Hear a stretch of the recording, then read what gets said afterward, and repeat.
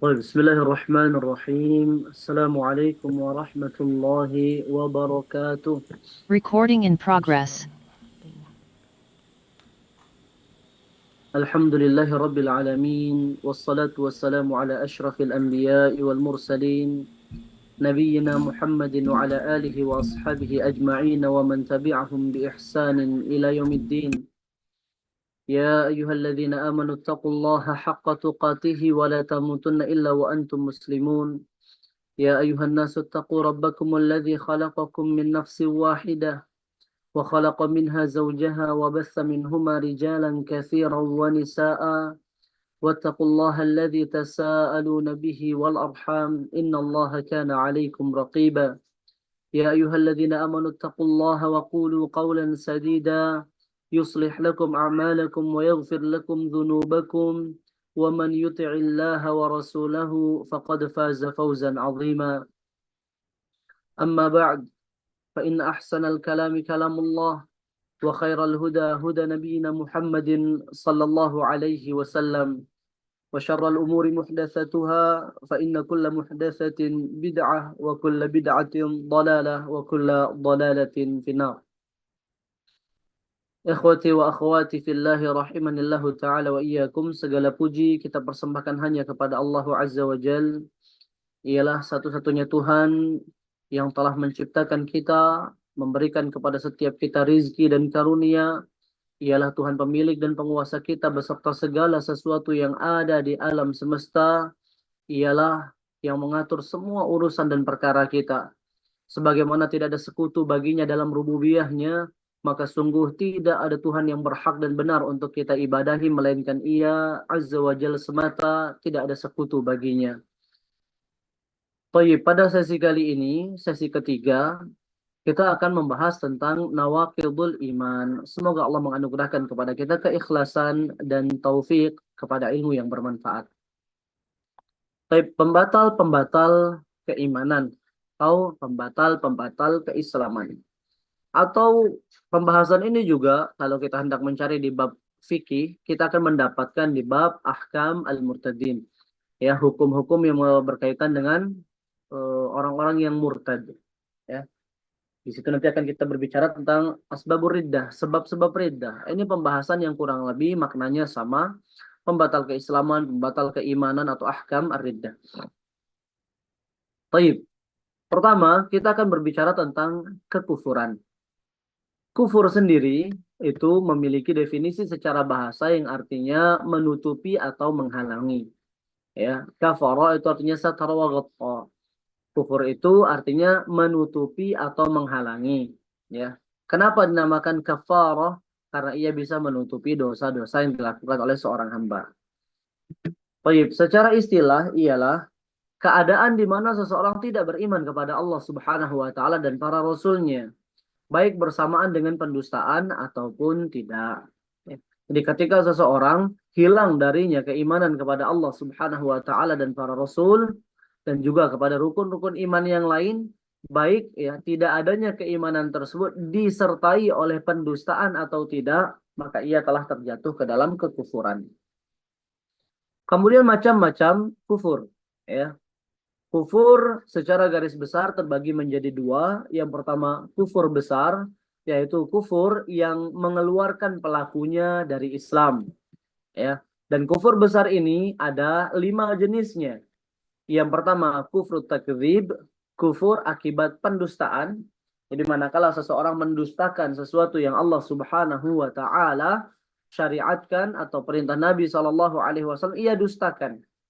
Di mana kita dituntut untuk membenarkan, ya, karena di antara makna keimanan adalah at-tasdiq, ya, membenarkan. Nah, apabila seseorang mendustakan sebagian agama yang memang telah jelas dalilnya di dalam Al-Quran maupun di dalam Sunnah Nabi SAW, maka ia telah terjatuh ke dalam kekufuran. Ya, jenisnya adalah kufur besar karena pendustaan, kufur takdzib. Kemudian yang kedua, kufrul istikbar, ya. Kufur kesombongan dan keengganan, ya, atau dinamakan juga kufrul iba. Jadi kesombongan dan keangkuhan atau keengganan untuk menjalankan apa yang Allah Subhanahu wa taala perintahkan. Sebagaimana kufurnya iblis. Ketika Allah Subhanahu wa taala perintahkan ia untuk bersujud kepada Nabi Adam alaihissalam, aba wastakbar wa kana minal kafirin. Ia enggan dan ia sombong angkuh terhadap perintah Allah Subhanahu wa taala, dan ia pun termasuk ke dalam golongan orang-orang yang kafir. Kemudian jenis kufur yang ketiga, kufur besar, adalah kufur syak. Kufur karena meragukan kebenaran sesuatu yang datang di dalam ajaran agama Islam. Karena ya, sekali lagi makna keimanan adalah al-i'tiqad al-jazim. Keyakinan yang bersifat kokoh yang tidak dicampuri oleh sedikit pun keraguan-raguan. Sehingga ketika terdapat keraguan-raguan pada diri seorang hamba yang menghilangkan nilai yakinnya tersebut, maka ini pun bisa menggiringnya kepada kekufuran. Taib.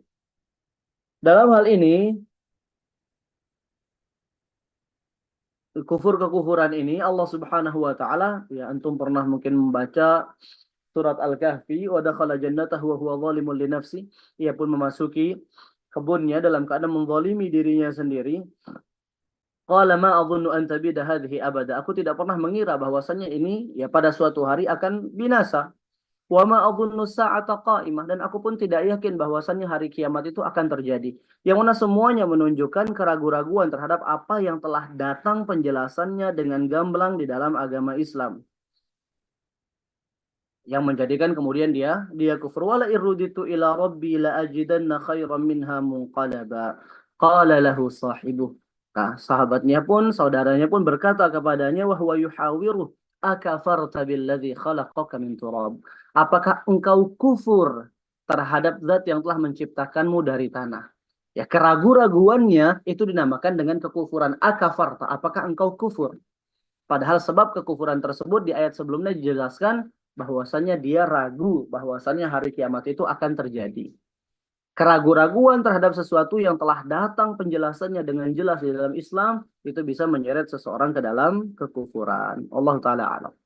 Kemudian yang keempat, kufrul i'rad, ya, berpaling daripada agama Allah Subhanahu wa taala. Dan al-i'rad yang dimaksud dengan kekufuran di sini adalah i'rad al-kulli, yang mana dia berpaling dari keseluruhan agama Allah, imma dengan tidak mempelajari secara keseluruhan atau dengan tidak mengamalkan secara keseluruhan. Ini akan datang di salah satu poin pembatal-pembatal keislaman insyaallah taala. Kemudian yang kelima, kufrun nifaq, ya. Nifaq di sini nifaq i'tiqadi, bukan nifaq amali. Nifaq yaitu seseorang menampakkan keimanan dan menyembunyikan kekufuran di dalam diri mereka. Bukan nifaq amali, ya. Seperti jika ia berkata berdusta, jika ia berjanji ia ingkari, jika ia dipercaya berkhianat, jika ia berdebat maka ia berlebih-lebihan. Nah, ini namanya nifak amali, dan ini tidak termasuk ke dalam kekufuran. Ya, yang kita maksudkan dengan kufur kemunafikan adalah nifak i'tiqadi, yaitu keadaan di mana seseorang menyembunyikan kekufuran di dalam hatinya dan ia menampakkan keimanan. Baik. Kemudian kita berpindah ke jenis kufur yang kedua, yaitu kufur kecil. Yaitu perkara-perkara yang disifati di dalam nas dengan kekufuran, namun ia tidak sampai kepada keadaan mengeluarkan pelakunya dari Islam. Ya. Jadi nas-nas syariat datang menyifati suatu amalan maupun ucapan itu dengan kekufuran, namun setelah ditinjau ternyata penyifatan tersebut tidak sampai kepada derajat dia dikeluarkan dari agama Islam. Maka ini termasuk kufur kecil. Contohnya kufur terhadap kenikmatan yang Allah Subhanahu wa taala berikan, mencela nasab, meratapi mayat, menisbatkan anak kepada selain bapaknya, membunuh seorang muslim. Ini perkara-perkara yang kalau kita tinjau nusus syariah, kita akan mendapati ancaman kekufuran. Namun tidak sampai kepada derajat mengeluarkan seseorang dari Islam. Sehingga kita mengetahui bahwasanya hukum kufur di dalam nas-nas tersebut adalah kufur kecil. Wallahu ta'ala a'la wa'ala. Baik, kenapa kita harus memberikan muqaddimah terkait dengan kekufuran terlebih dahulu? Karena pembatal-pembatal keislaman ini akan sangat-sangat erat kaitannya dengan kekufuran. Ya. Baik. Kemudian kita melanjutkan kepada perbedaan. Nah, di sini ada tabel. Ikhwan dan akhwat sekalian bisa perhatikan beberapa perbedaan antara kufur besar dan kufur kecil. Perbedaan yang pertama, kufur besar mengeluarkan pelakunya dari Islam. Sementara tidak demikian adanya pada kufur kecil. Memang amalan tersebut disifati dengan kekufuran dan pelakunya pun mendapatkan dosa atas apa yang dia perbuat, akan tetapi tidak sampai kepada derajat dikeluarkannya seseorang dari agama Islam. Yang kedua, kufur besar itu bisa menghapus seluruh amalan. Jadi amalan seorang hamba selama ia berada di atas agama Islam, manakala dia melakukan sebuah kekufuran yang masuk ke dalam kategori kufur besar, maka itu akan rusak. Ya, terhapuslah seluruh amalan tersebut. Adapun kufur kecil, maka imma dia menghapus amalan yang disertai oleh kufur kecil tersebut, atau mengurangi kesempurnaan sebagian amalan, namun tetap ya pelakunya diancam. Kemudian yang ketiga, kufur besar apabila pelakunya mati dalam keadaan tidak bertaubat dan tidak kembali ke dalam agama Islam, maka akan menyebabkan pelakunya kekal di dalam neraka. Ini kufur besar. Dengan catatan, ketika dia terjatuh ke dalam kufur besar, ia tidak bertaubat dan mati dengan membawa dosa kekufuran tersebut, maka dia kekal di dalam neraka. Adapun orang-orang yang melakukan kufur kecil, ternyata dia tidak bertaubat dan mati dengan membawa kufur kecil tersebut, maka dia berada di bawah kehendak Allah Subhanahu wa taala. Jika Allah berkehendak, Allah bisa jadi menghukumnya, menimpakan kepadanya siksa sesuai dengan kadar kekufuran kecil tersebut, atau boleh jadi Allah Subhanahu wa taala memberikan kepadanya ampunan sehingga ia pun masuk ke dalam surga Allah Subhanahu wa taala.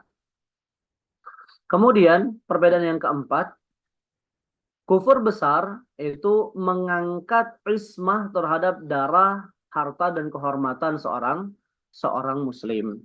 Artinya, manakala seseorang, kita tahu ya, ketika seseorang mengucapkan la ilaha illallah Muhammadur Rasulullah, maka dia mendapatkan ismah, perlindungan pada darah, harta, dan kehormatannya untuk dinodai, untuk diganggu, atau untuk diambil oleh orang lain.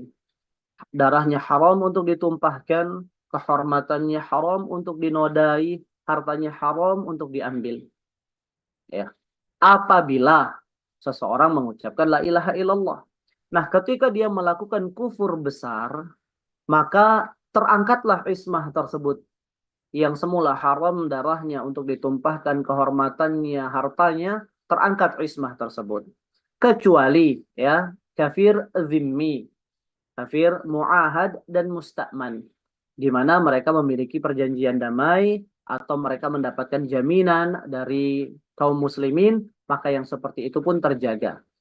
Adapun kafir muharib, ya kafir yang tidak ada perjanjian damai antara mereka dengan kaum muslimin, tidak pula mendapatkan jaminan keamanan dari orang-orang Islam, maka halal darahnya dan hartanya. Baik, kemudian yang kelima, kufur besar melazimkan permusuhan antara dia dan kaum muslimin. Ya, tegak al-wala dan al-bara ya terhadap kufur besar. Jadi ketika seseorang melakukan kufur besar, maka wajib bagi kita untuk menegakkan ya al-wala wal bara kita terhadap orang tersebut. Dan al-wala wal bara merupakan tali keimanan yang paling kokoh. Awsaqu oral iman al-hubbu fillahi wal bughdu fillah. Tadi keimanan yang paling kokoh ialah cinta karena Allah dan benci karena Allah Subhanahu wa taala. Nah, ketika seseorang melakukan kufur besar, maka kita sebagai orang yang beriman wajib untuk menegakkan bara kita terhadap orang tersebut. Taib. Adapun kufur kecil, maka ia tidak menghalangi daripada al-wala, loyalitas kita, ya. Akan tetapi kita harus benar-benar bijaksana menempatkan loyalitas kita sesuai dengan porsinya. Kita cintai karena keimanan yang ada pada dirinya, dan kita membencinya sekadar kekufuran kecil yang ada pada dirinya tersebut. Jadi tidak mutlak sebagaimana orang yang melakukan kufur besar, wajib untuk kita benci. Adapun orang yang melakukan kufur kecil, maka kita membencinya sebatas kufur kecil dan kemaksiatan yang ada pada dirinya. Dan tetap ya kita membangun loyalitas karena di sisi lain dia masih berstatus sebagai orang yang beriman.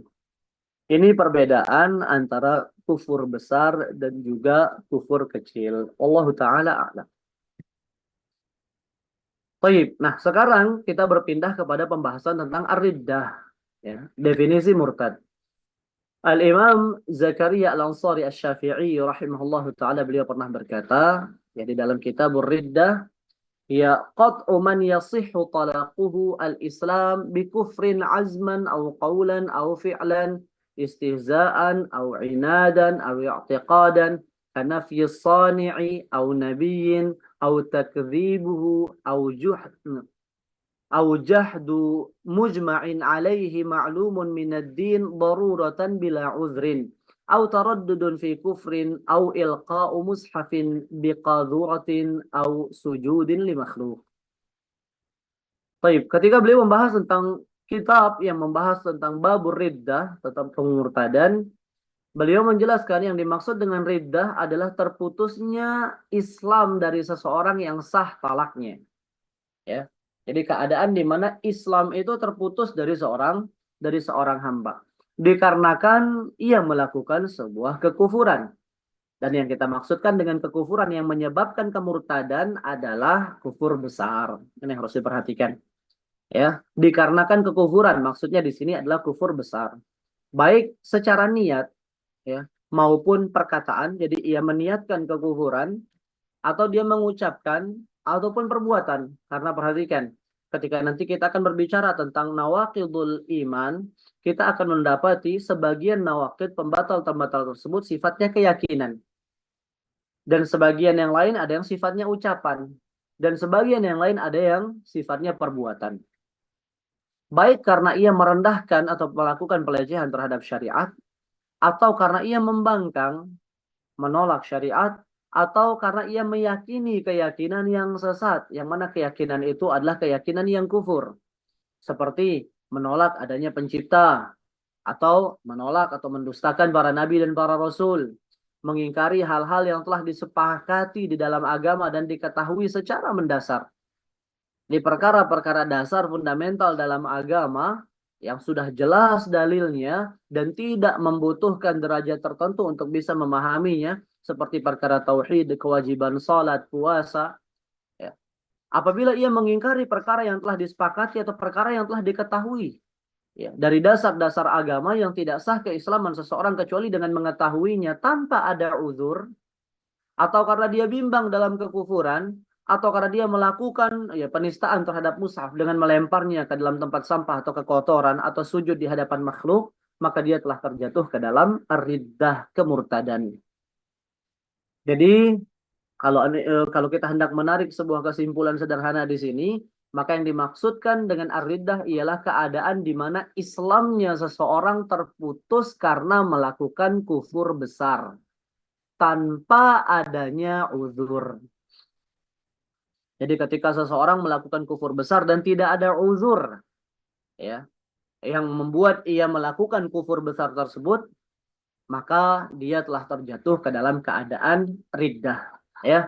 Dan disebutkan contoh-contohnya apa saja yang bisa menjeret kepada kekufuran, imma keyakinan, ucapan, perbuatan, dan disebutkan contoh-contohnya. Jadi keadaan seseorang terputus keislamannya karena melakukan kufur besar tanpa adanya uzur. Ini yang dimaksud dengan ar-riddah. Baik.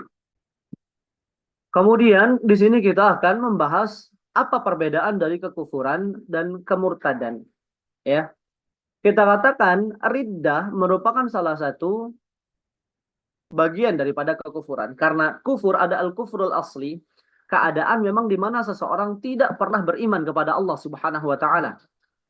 Atau kufur yang disebabkan setelah seseorang mengenal keimanan dan dia melakukan kekufuran besar.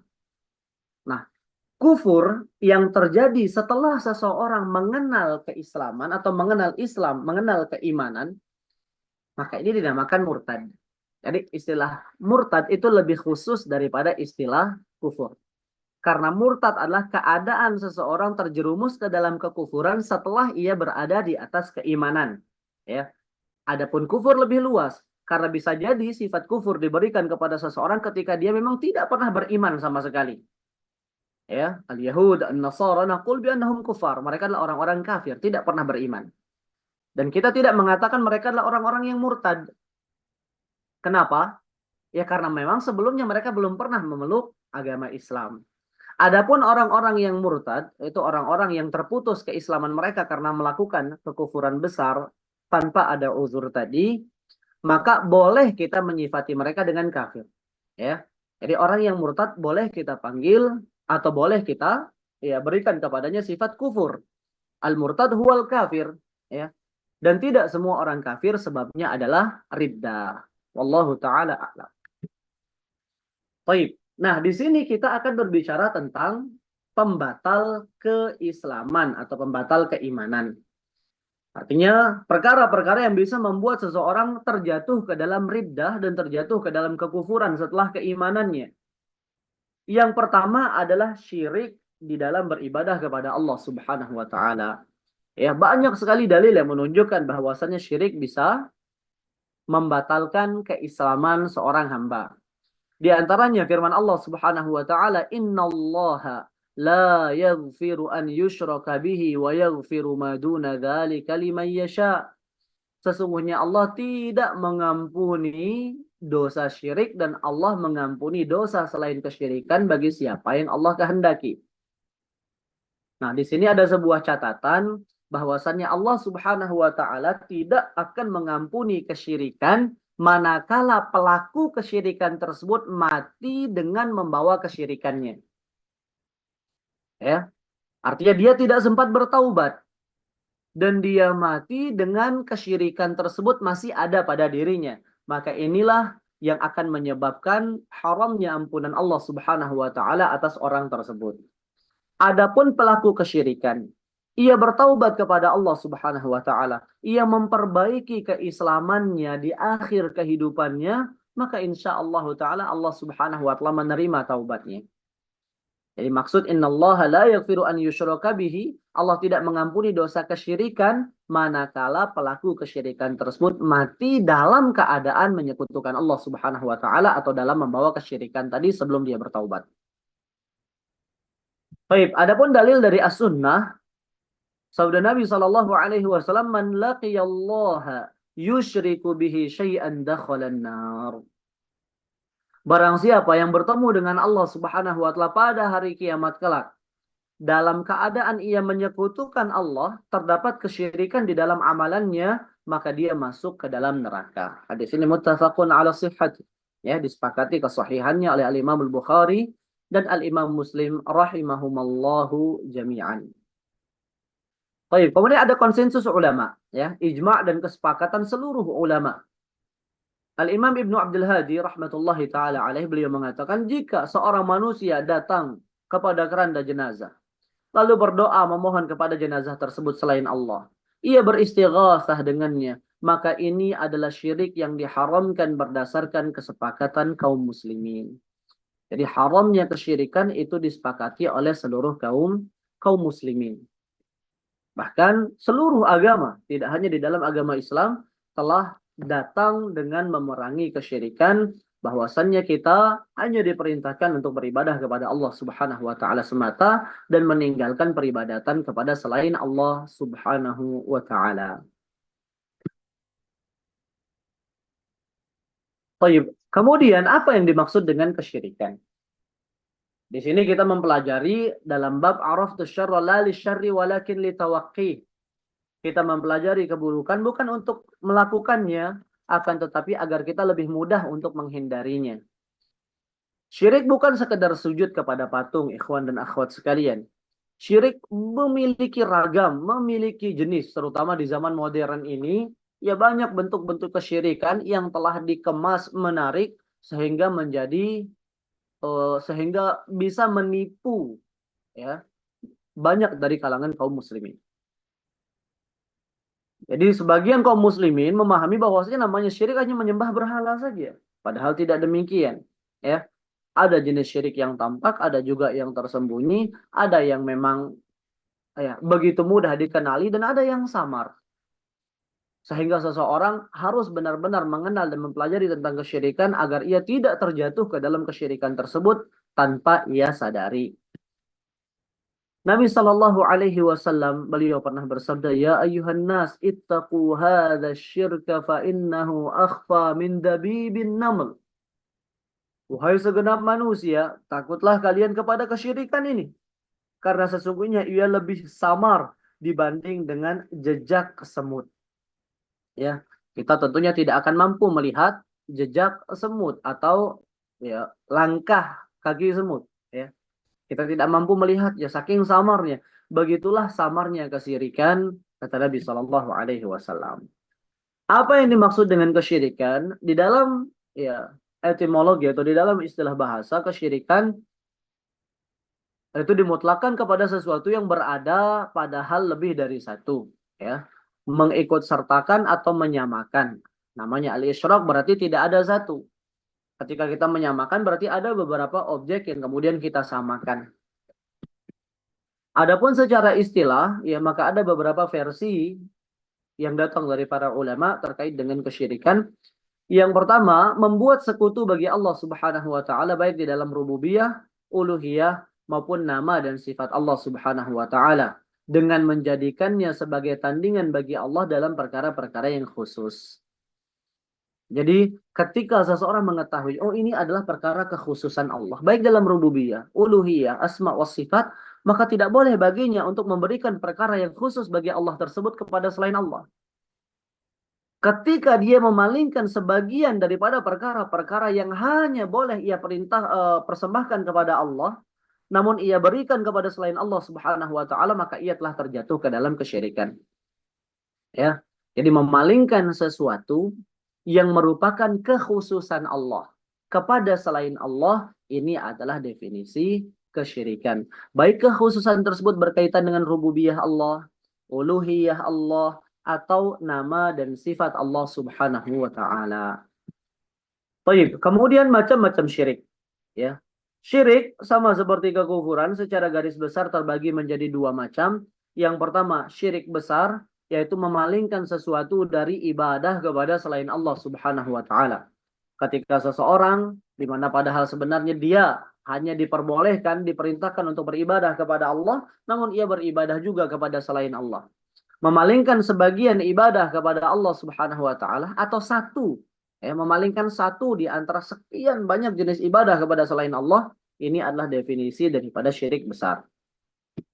Adapun syirik kecil adalah segala sesuatu yang bisa menjadi sebab atau perantara seseorang kepada syirik besar. Jadi ketika seseorang yang melakukan perkara-perkara di mana perkara ini sangat-sangat mungkin untuk menjadi sarana ketergelincirannya ke dalam syirik besar. Menjadi pengantar, menjadi sebab, menjadi tali yang menghubungkan, menjadi wasilah antara ia dengan syirik besar, maka ini semua adalah syirik kecil. Baik, catatan ringkas teman-teman sekalian, ya, syirik besar dan syirik kecil perbedaannya kurang lebih sama dengan perbedaan kufur besar dan kufur kecil. Syirik besar dosanya tidak diampuni apabila seseorang meninggal dengan membawa kesyirikan tersebut, namun syirik kecil tidak demikian. Syirik besar membatalkan seluruh amalan, syirik kecil membatalkan amalan yang disertainya. Jadi jika seseorang sholat zuhur, ketika dia sholat zuhur dia riya di dalam sholatnya, maka sholat zuhur tersebut yang batal. Namun amalan-amalan yang lain, insya Allah Ta'ala jika dia lakukan dengan ikhlas dan dengan sesuai dengan tuntunan Nabi Shallallahu Alaihi Wasallam, maka amalan tersebut insya Allah Allah terima. Namun tidak dengan syirik besar. Apabila seseorang berdoa kepada selain Allah, meminta perkara-perkara yang hanya Allah yang mampu memberikannya, namun ia minta kepada selain Allah, maka batal seluruh amal ibadah orang tersebut. Kemudian syirik besar mengeluarkan pelakunya dari Islam, syirik kecil tidak mengeluarkan pelakunya dari Islam, dan perbedaan-perbedaan yang kita sebutkan tadi. Kemudian di sini ada definisi syirik kecil, yaitu segala sesuatu yang menjadi sebab atau perantara kepada syirik besar. Sejatinya syirik kecil memiliki dua pintu utama. Ya, pintu yang pertama pintu sebab, di mana seseorang menjadikan sesuatu yang tidak ada dalil sababiyahnya sebagai sebab, baik sebab kauni maupun sebab syar'i. Ya, jadi ketika seseorang meyakini sababiyahnya sesuatu, dia membutuhkan dalil. Ya, dan dalil ini tidak harus nas dari Al-Quran dan As-Sunnah, namun bisa juga tajribah. Untuk sebab kauni, misalnya, apabila seseorang ingin mendapatkan kesembuhan, maka dia punya beberapa sebab. Sebab kauni, misalnya, ia menjaga pola makan, ia menjaga olahraga, ia mengkonsumsi vitamin, atau meminum obat. Ini sebab kauni. Ya, yang telah terbukti secara tajribah bahwasannya dia memiliki pengaruh terhadap musababnya. Ini sebab kauni. Yang kedua, ada sebab syar'i. Apa itu sebab syar'i? Perkara-perkara yang datang dalil di dalam syariat yang menunjukkan akan sababiyahnya. Ada korelasi atau hubungan yang jelas antara perkara tersebut dengan musababnya, antara sabab dengan musababnya. Kalau kita berbicara masalah kesembuhan tadi, misalnya, seseorang boleh mengkonsumsi habbatus sauda, boleh mengkonsumsi madu, seseorang boleh meminum air zam-zam, di mana semua perkara yang kita sebutkan tadi ada nas yang menunjukkan bahwasanya dia bisa memiliki andil untuk kesembuhan seorang hamba. Taib. Nah, apabila seseorang meyakini sababiyahnya sesuatu, padahal tidak ada satupun yang menunjukkan akan sababiyah tersebut. Tidak secara kauni dan tidak pula secara syar'i. Misalnya menggunakan benang, ya kita tahu ada benang berwarna hitam, merah, dan putih. Dan dia meyakini kalau menggunakan benang tersebut itu akan menjaganya dari penyakit. Jadi perhatikan, jika ia berkeyakinan bahwasannya jimat tersebut akan menjadi perantara kesembuhannya dari Allah. Tapi apabila dia pakai, dia akan lebih mudah sembuh atau lebih sulit sakit. Namun ia tahu bahwasanya itu semua datangnya dari Allah, maka ini syirik kecil. Kenapa? Karena dia telah menjadikan sesuatu yang tidak ada dalil yang menunjukkan akan sababiyahnya sebagai sebab. Tidak ada hubungan sama sekali antara benang tersebut dengan kesembuhan. Tidak secara kauni karena tidak bisa dibuktikan hubungan antara sabab dengan musababnya. Kalau hendak ditinjau secara medis ternyata tidak ada hubungan. Apalagi kalau kita berbicara tentang dalil yang justru ada perintah di mana Nabi SAW ketika melihat sebagian sahabat menggunakan benang tersebut, Nabi putus. Artinya sababiyahnya itu dinafikan. Nah, maka menjadikan sesuatu sebagai sebab, padahal tidak ada dalil dia sebagai sebab, baik secara kauni maupun syar'i, maka ini merupakan salah satu pintu yang bisa menjerumuskan seseorang kepada syirik kecil. Dengan catatan, ia meyakini bahwasanya manfaat dan mudarat datangnya dari Allah, hanya saja ini sebabnya. Ini perantaranya. Nah, pintu yang kedua adalah bab at-ta'zim, ya. Pintu pengagungan namun tidak sampai kepada derajat ibadah. Pengagungan berlebihan, ya. Gulu di dalam mengagungkan namun tidak sampai ke kedudukan ibadah. Nah, di sini misalnya ucapan seseorang Masya Allah wa syi'ta. Semuanya terjadi atas kehendak Allah dan kehendakmu. Ada makna pengagungan, namun tidak sampai ke derajat penghambaan. Karena orang yang mengucapkan ucapan ini dia tidak meyakini kesetaraan antara Nabi Shallallahu Alaihi Wasallam dengan Allah. Oleh karenanya Nabi Shallallahu Alaihi Wasallam tegur, ya, ataj'aluni lillahi nidda, apakah engkau hendak menjadikanku sebagai tandingan Allah? Qul masya Allah wahdah. Cukup katakan semua terjadi atas kehendak Allah semata. Ya. Jadi kemudian juga Nabi Shallallahu Alaihi Wasallam melarang seseorang untuk bersumpah misalnya dengan nama selain Allah Subhanahu Wa Taala. Man halafa bi ghairillahi faqad kafara aw asyrak. Barang siapa yang bersumpah atas nama selain Allah, maka ia telah terjatuh ke dalam kekufuran atau kesyirikan. Ibnu Abbas menyebutkan kufrun duna kufrin wa syirkun duna syirkin. Yang dimaksud dengan kufur di sini kufur kecil, syirik di sini syirik kecil. Karena ketika seseorang bersumpah, maka ia telah mengikat dirinya dengan keagungan sosok yang dia gunakan di dalam sumpahnya.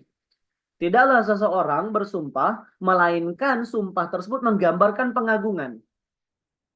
Akan tetapi tidak sampai kepada derajat penghambaan diri. Sehingga masuknya ke dalam syirik kecil. Ya. Kemudian ar-riya, babut ta'zim juga. Ketika seseorang mengamalkan sesuatu untuk mendapatkan sanjungan fulan, untuk mendapatkan pujian alan, berarti fulan dan alan ini adalah sosok yang agung, sosok yang besar pada dirinya dia.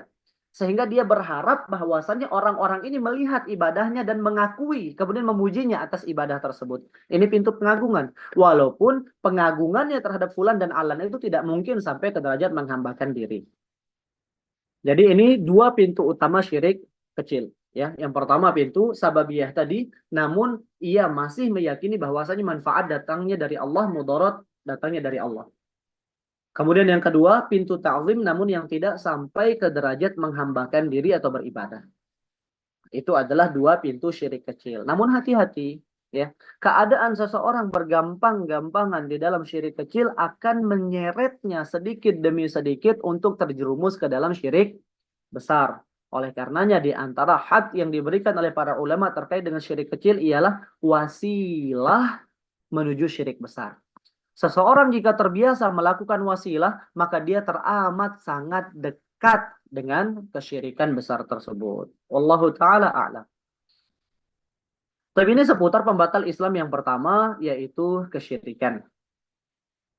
Kemudian kita beranjak kepada pembatal Islam yang kedua, yaitu membuat perantara di dalam peribadatan antara dirinya dengan Allah Subhanahu wa taala.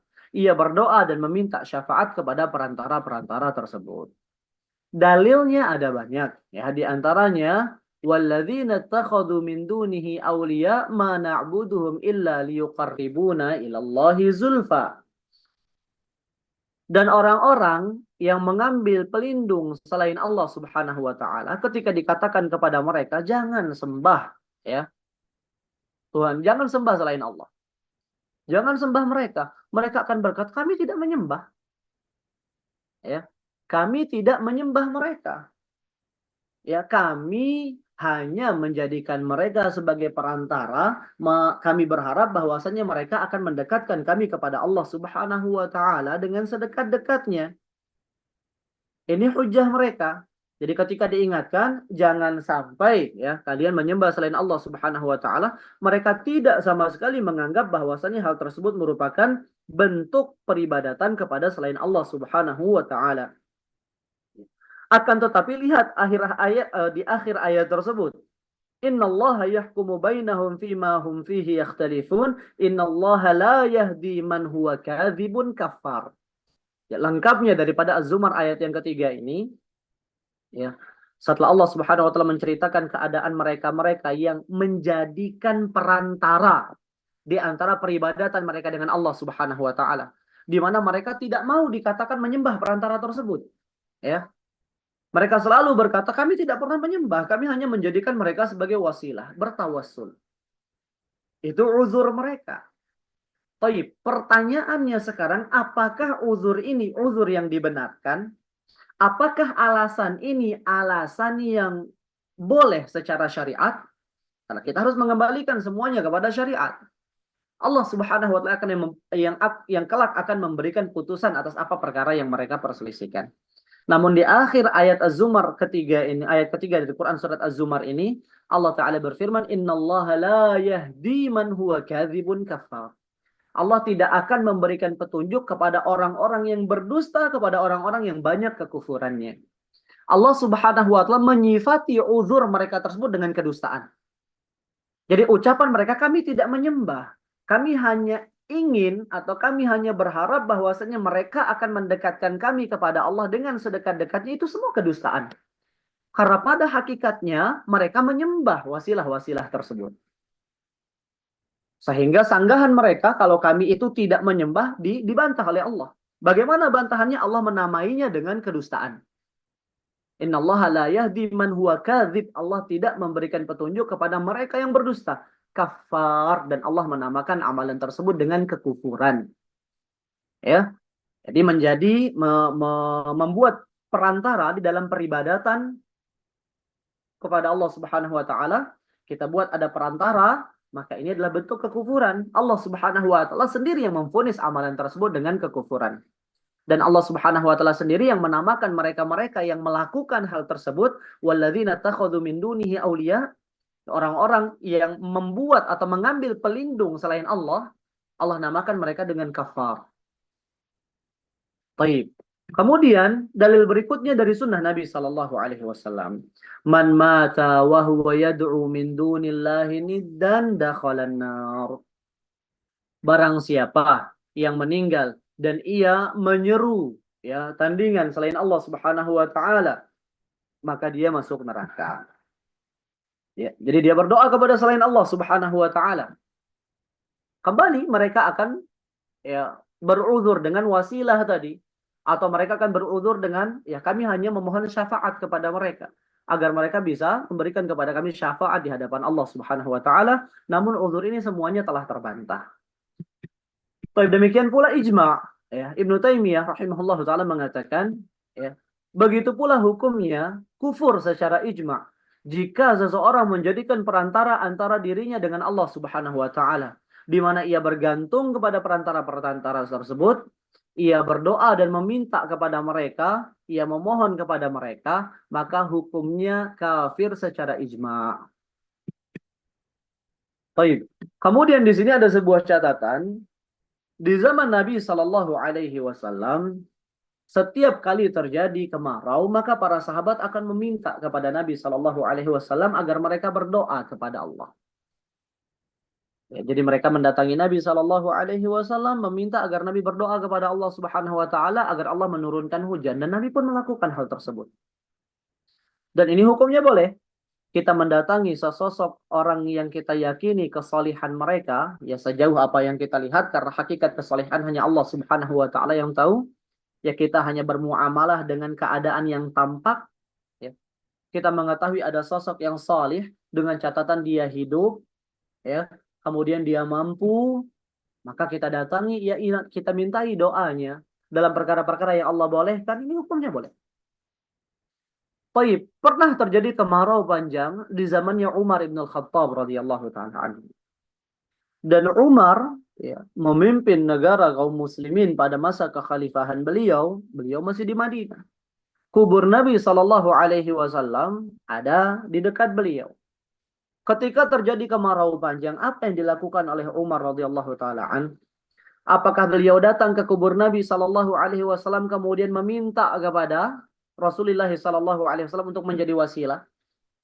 Jawabannya tidak.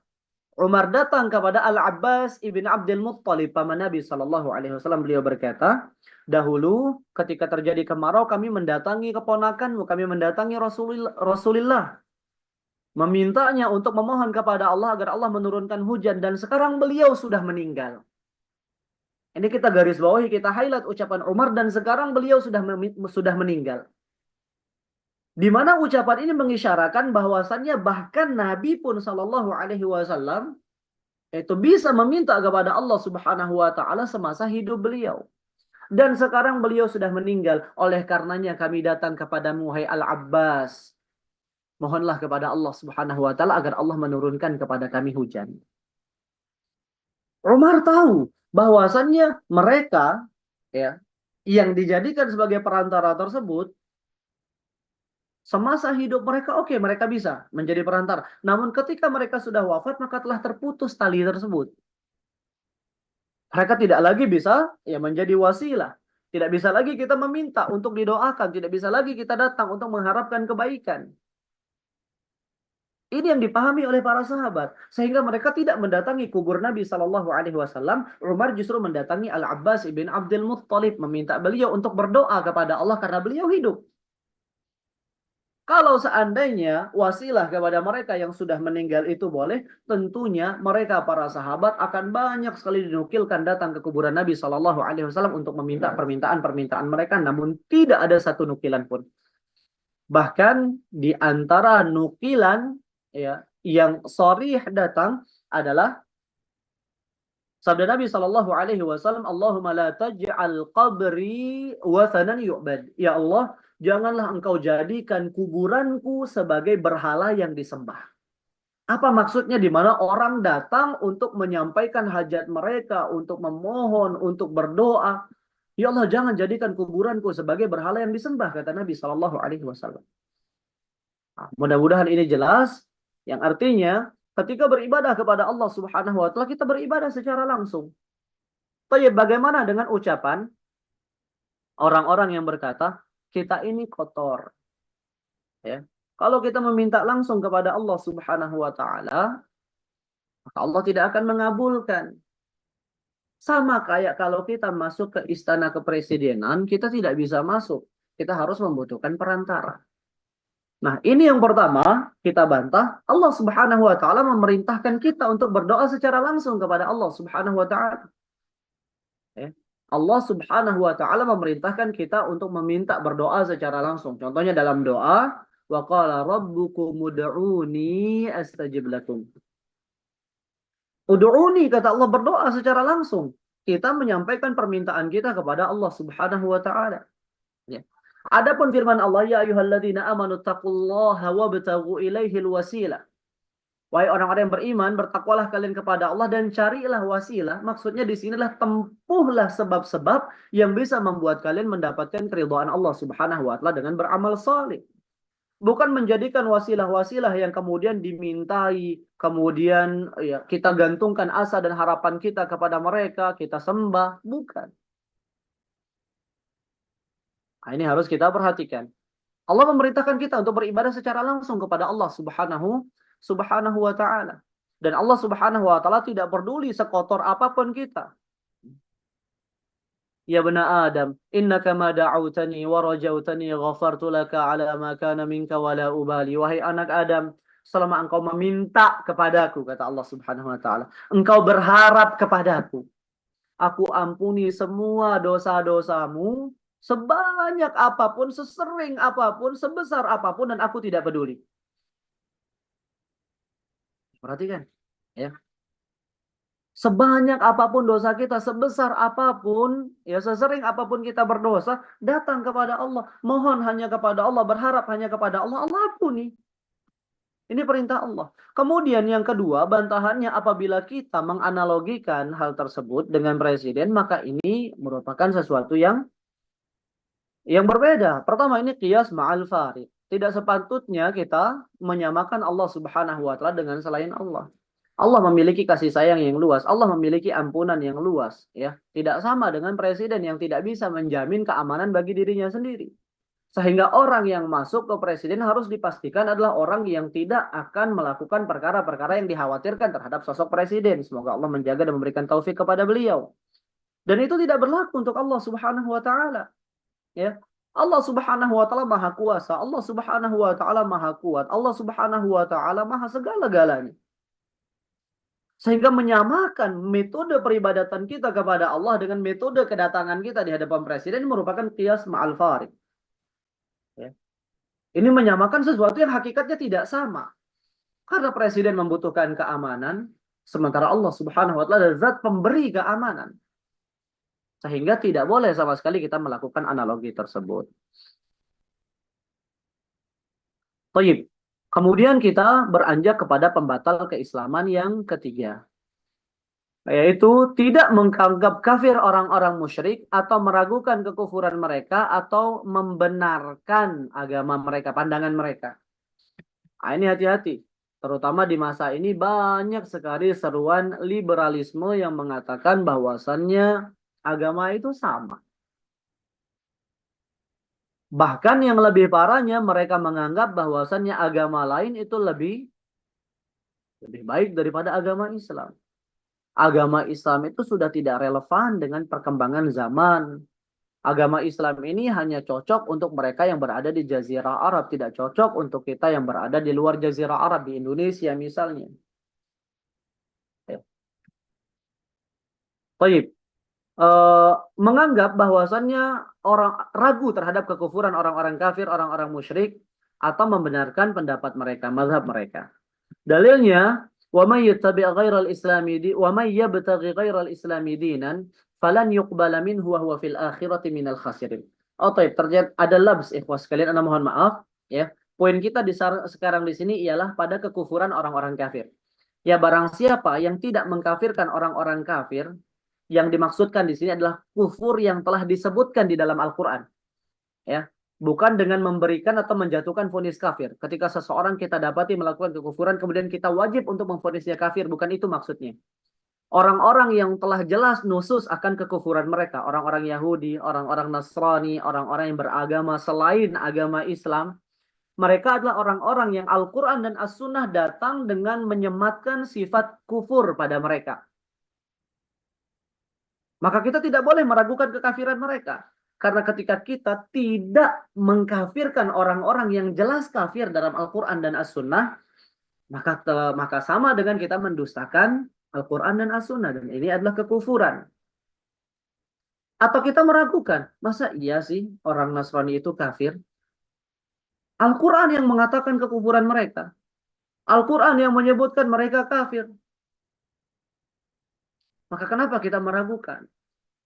Sementara tadi, di antara bentuk atau bentuk syirik besar atau kufur besar itu adalah kufur takdzib. Ya. Kufur takdzib, kufur karena pendustaan. Ada juga kufur syak, ya.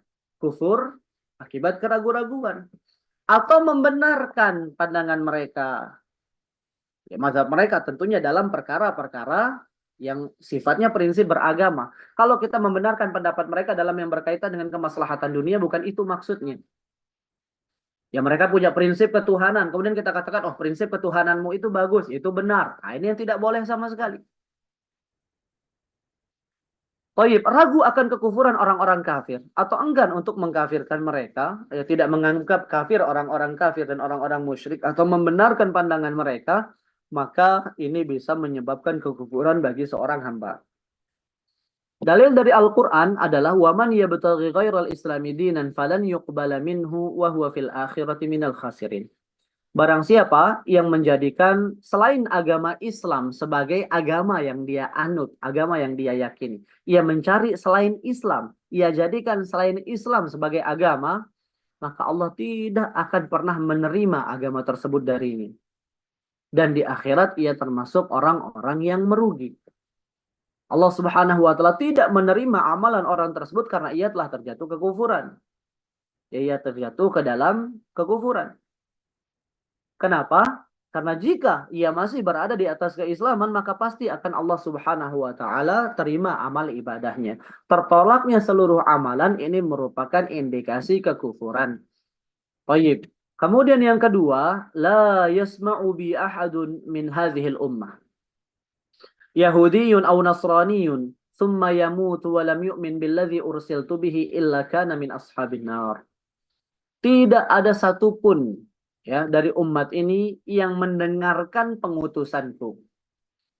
Yang mengetahui aku diutus oleh Allah Subhanahu wa taala, baik dari kalangan Yahudi maupun Nasrani, kemudian dia meninggal tanpa beriman kepadaku, melainkan dia termasuk penghuni neraka. Ini menunjukkan bahwasannya agama-agama Yahudi, agama Nasrani itu wajib untuk beriman kepada risalah yang dibawa oleh Nabi Muhammad sallallahu alaihi wasallam.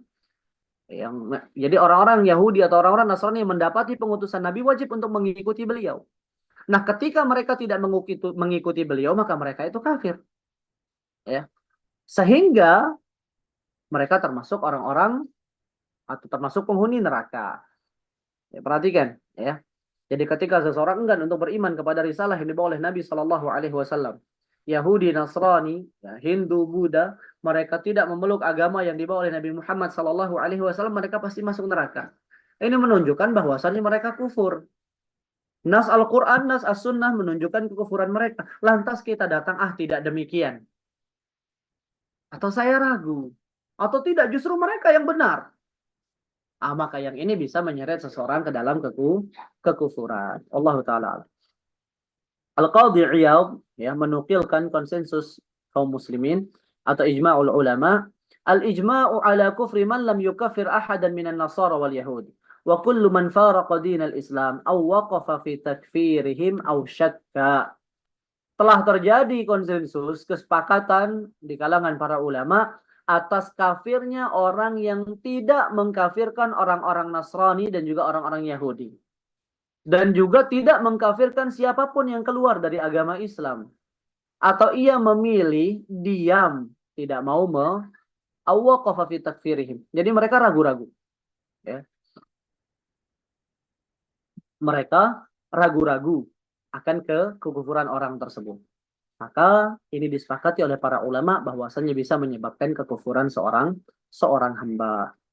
Wallahu taala a'lam. Baik, kemudian pembatal keislaman yang keempat, meyakini adanya petunjuk yang lebih sempurna dari syariat atau petunjuk yang dibawa oleh Nabi Shallallahu Alaihi Wasallam, sunnah Nabi Shallallahu Alaihi Wasallam. Dalilnya dari Al-Quran, "Fala wa rabbika la yu'minuna hatta yuhakkimuka fima shajara bainahum thumma la yajidu fi anfusihim harajan mimma qadaita wa yusallimu taslima." Sekali-kali tidak, ya, mereka tidak beriman sampai mereka menjadikanmu sebagai pemutus perkara dalam apa yang mereka perselisihkan. Kemudian mereka tidak mendapatkan di dalam hati mereka rasa berat terhadap putusan tersebut dan mereka menyerahkan diri kepada Allah dengan sebenar-benarnya penyerahan diri. Ini menunjukkan bahwasanya wajib bagi kita untuk mengembalikan setiap perkara kita kepada petunjuk Nabi Sallallahu Alaihi Wasallam. Karena Allah Subhanahu wa taala menafikan keimanan dari mereka-mereka yang tidak mengembalikan perkara mereka, terutama ketika terjadi perselisihan kepada Rasulullah sallallahu alaihi wasallam. Tentunya mengembalikan kepada beliau ya secara langsung ketika beliau sallallahu alaihi wasallam hidup dan mengembalikan kepada petunjuk beliaulah yang kita lakukan di zaman kita di mana kita tidak lagi mendapati Nabi sallallahu alaihi wasallam di tengah-tengah kita. Namun petunjuk Nabi Shallallahu Alaihi Wasallam itu sudah diabadikan oleh para ulama, sudah dibukukan sehingga kita tahu mana sunnah Nabi Shallallahu Alaihi Wasallam, mana petunjuk Nabi Shallallahu Alaihi Wasallam dan kita wajib untuk merujuk kepada petunjuk tersebut. Baik, kemudian di sini dinukilkan ijma' man taraka syar'al muhkam al-munazzal ala Muhammadin sallallahu alaihi wasallam khatimil anbiya'i alaihi salatu wassalam wa tahakama ila ghairihi minasy-syara'i'il mansukhah kafara. Barang siapa yang meninggalkan pengamalan terhadap syariat yang diturunkan kepada Nabi Muhammad sallallahu alaihi wasallam, kemudian ia berhukum kepada aturan lain daripada syariat-syariat yang telah dihapuskan, maka ia telah terjatuh ke dalam kekufuran, ia telah kafir. Jadi ini yang menunjukkan bahwasannya berhukum kepada petunjuk Nabi Sallallahu Alaihi Wasallam merupakan keharusan. Beliau Sallallahu Alaihi Wasallam bersabda, wa khairul huda huda Muhammadin Sallallahu Alaihi Wasallam. Dan sebaik-baik petunjuk adalah petunjuknya Nabi Muhammad Sallallahu Alaihi Wasallam. Tidak ada petunjuk yang lebih baik, yang lebih maslahat, yang lebih menjamin ya manfaat bagi umat Islam melebihi petunjuk Nabi Sallallahu Alaihi Wasallam. Karena beliau Shallallahu Alaihi Wasallam tidak hanya diutus untuk kalangan tertentu di tempat tertentu atau pada masa tertentu. Beliau diutus kepada seluruh umat manusia di seluruh belahan bumi sampai akhir zaman. Sehingga syariat yang Allah Subhanahu wa taala turunkan kepada beliau itu syariat yang memang maslahatnya tidak terputus hanya dengan wafatnya beliau Shallallahu Alaihi Wasallam. Ya di antara perkara Nabi Shallallahu Alaihi Wasallam sebutkan utitu khamsan lam yu'tahunna ahadun minal anbiya'i qabli. Aku diberikan ya perkara 5 perkara yang para nabi dan rasul sebelumku tidak pernah diberikan perkara tersebut. Salah satunya kata beliau adalah wa kanal anbiya'u yub'atsuna ila qaumihim khassatan wa bu'istu ilan nasi ammatan. Dahulu para nabi dahulu para nabi dan para rasul itu diutus secara khusus kepada kaum-kaum mereka. Sehingga benar agama mereka hanya untuk kaum yang mereka diutus kepada kaum tersebut. Pada masa tersebut. Adapun aku, kata Nabi Shallallahu Alaihi Wasallam, aku diutus kepada seluruh umat manusia. Sampai akhir zaman. Sehingga syariat beliau, petunjuk Nabi Shallallahu Alaihi Wasallam, kemaslahatannya tidak terputus. Kemaslahatan itu akan senantiasa berlanjut sampai qiyamus sa'ah. Ya. Dan beliau Shallallahu Alaihi Wasallam diutus kepada manusia secara umum, rahmatan lil alamin. Sehingga tidak terikat masa tertentu. Artinya tidak ada syariat Nabi Muhammad hanya bermaslahat di zaman sekian. Tidak bermaslahat di zaman ini. Ini merupakan pendapat yang bisa menyebabkan seseorang ke dalam kekufuran.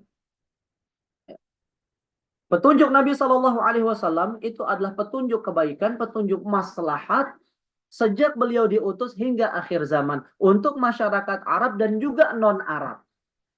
Itu syariat Nabi Shallallahu Alaihi Wasallam. Sehingga tidak perlu kita memodifikasi Islam sehingga muncul istilah Islam Nusantara. Karena memang Islam yang seperti itu Islamnya orang-orang di Arab. Kalau kita Islamnya Islam Nusantara yang sudah disesuaikan dengan tradisi dan kebudayaan Indonesia, tidak ada yang seperti itu. Karena Nabi SAW tidak hanya diutus untuk orang Arab, beliau juga diutus untuk orang-orang non-Arab. Tidak hanya diutus di zaman beliau diutus, namun diutus sampai akhir zaman. Tidak hanya diutus untuk mereka yang berada di Jazirah Arabiah, namun diutus kepada seluruh mereka yang berada di bumi Allah Subhanahu wa Ta'ala. Sehingga petunjuk beliau ini wajib kita jadikan sebagai acuan, wajib kita yakini sebagai petunjuk yang paling sempurna, paling bermaslahat hingga akhir zaman. Tidak terikat oleh waktu maupun tempat. Wallahu ta'ala a'lam. Baik, yang kelima, membenci syariat yang dibawa oleh Rasulullah Sallallahu Alaihi Wasallam walaupun ia mengamalkan atau membenci sebagian. Dalilnya Allah Ta'ala berfirman, وَالَّذِينَ كَفَرُوا فَتَعْسَلْ لَهُمْ وَأَضَلَّ أَعْمَالَهُم. Dan orang-orang kafir, celakalah mereka.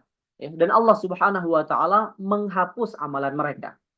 Dihapuskannya amalan, ini menunjukkan kekufuran. Ya ikhwan dan akhwat sekalian. Karena kita sudah sebutkan tadi, ya sesuatu yang bisa menghapuskan amalan seseorang secara menyeluruh, imma kekufuran besar atau imma syirik besar. Dzalika bi'annahum karihu ma anzalallah. Yang demikian karena sesungguhnya mereka membenci apa yang Allah turunkan. Fa'ahbata a'malahum, lalu Allah menghapuskan pahala-pahala mereka. Allah hapuskan. Apa sebabnya? Karena mereka membenci apa yang Allah Subhanahu wa Ta'ala turunkan. Membenci syariat Islam yang Allah Subhanahu wa Ta'ala turunkan atau yang dibawa oleh Nabi Sallallahu Alaihi Wasallam, membencinya itu merupakan kekufuran.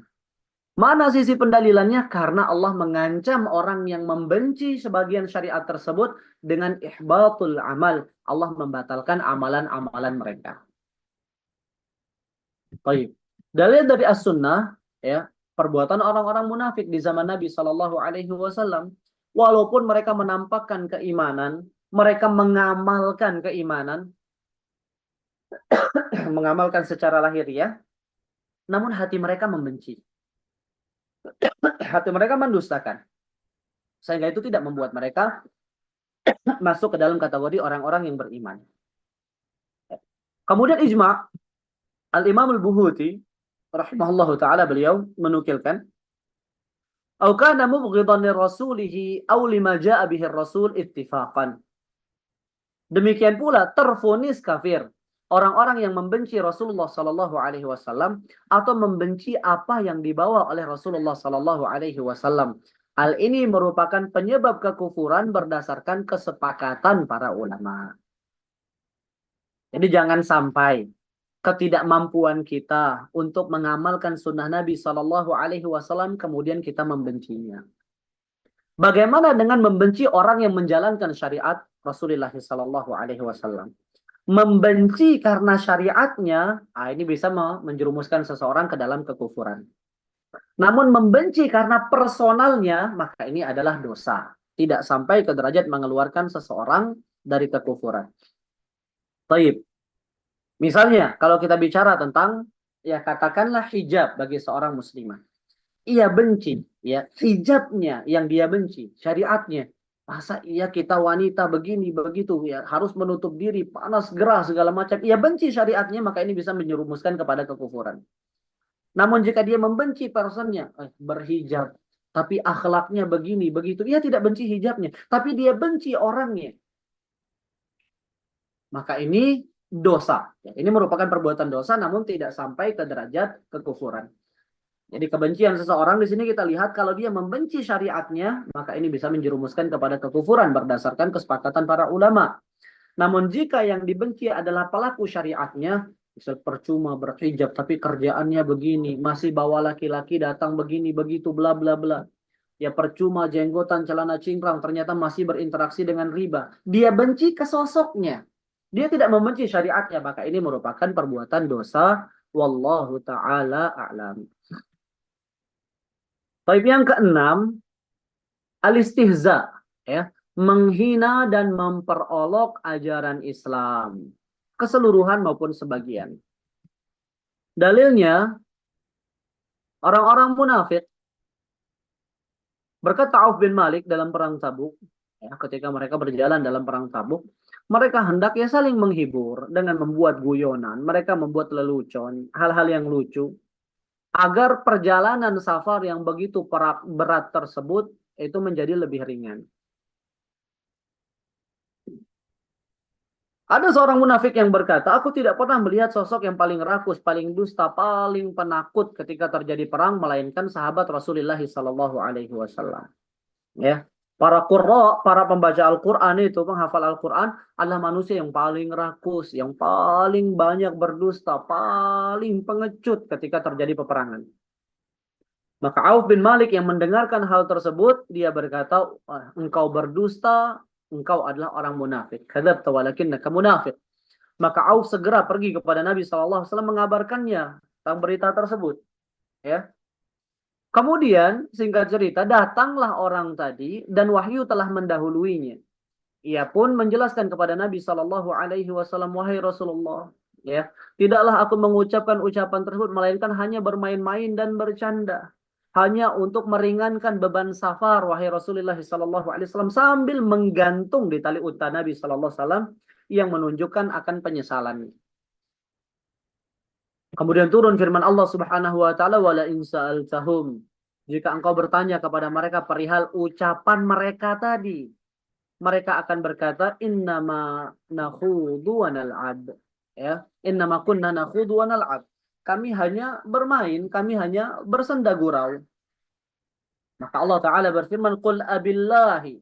Ya, katakanlah, apakah dengan Allah, wa ayatihi, ayat-ayat Allah, wa rasulihi, dengan Rasulullah Sallallahu Alaihi Wasallam, kuntum tastahzi'un, kalian bersenda gurau.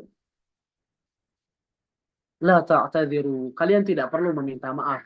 Qad kafartum ba'da imanikum, karena kalian telah kafir setelah keimanan kalian.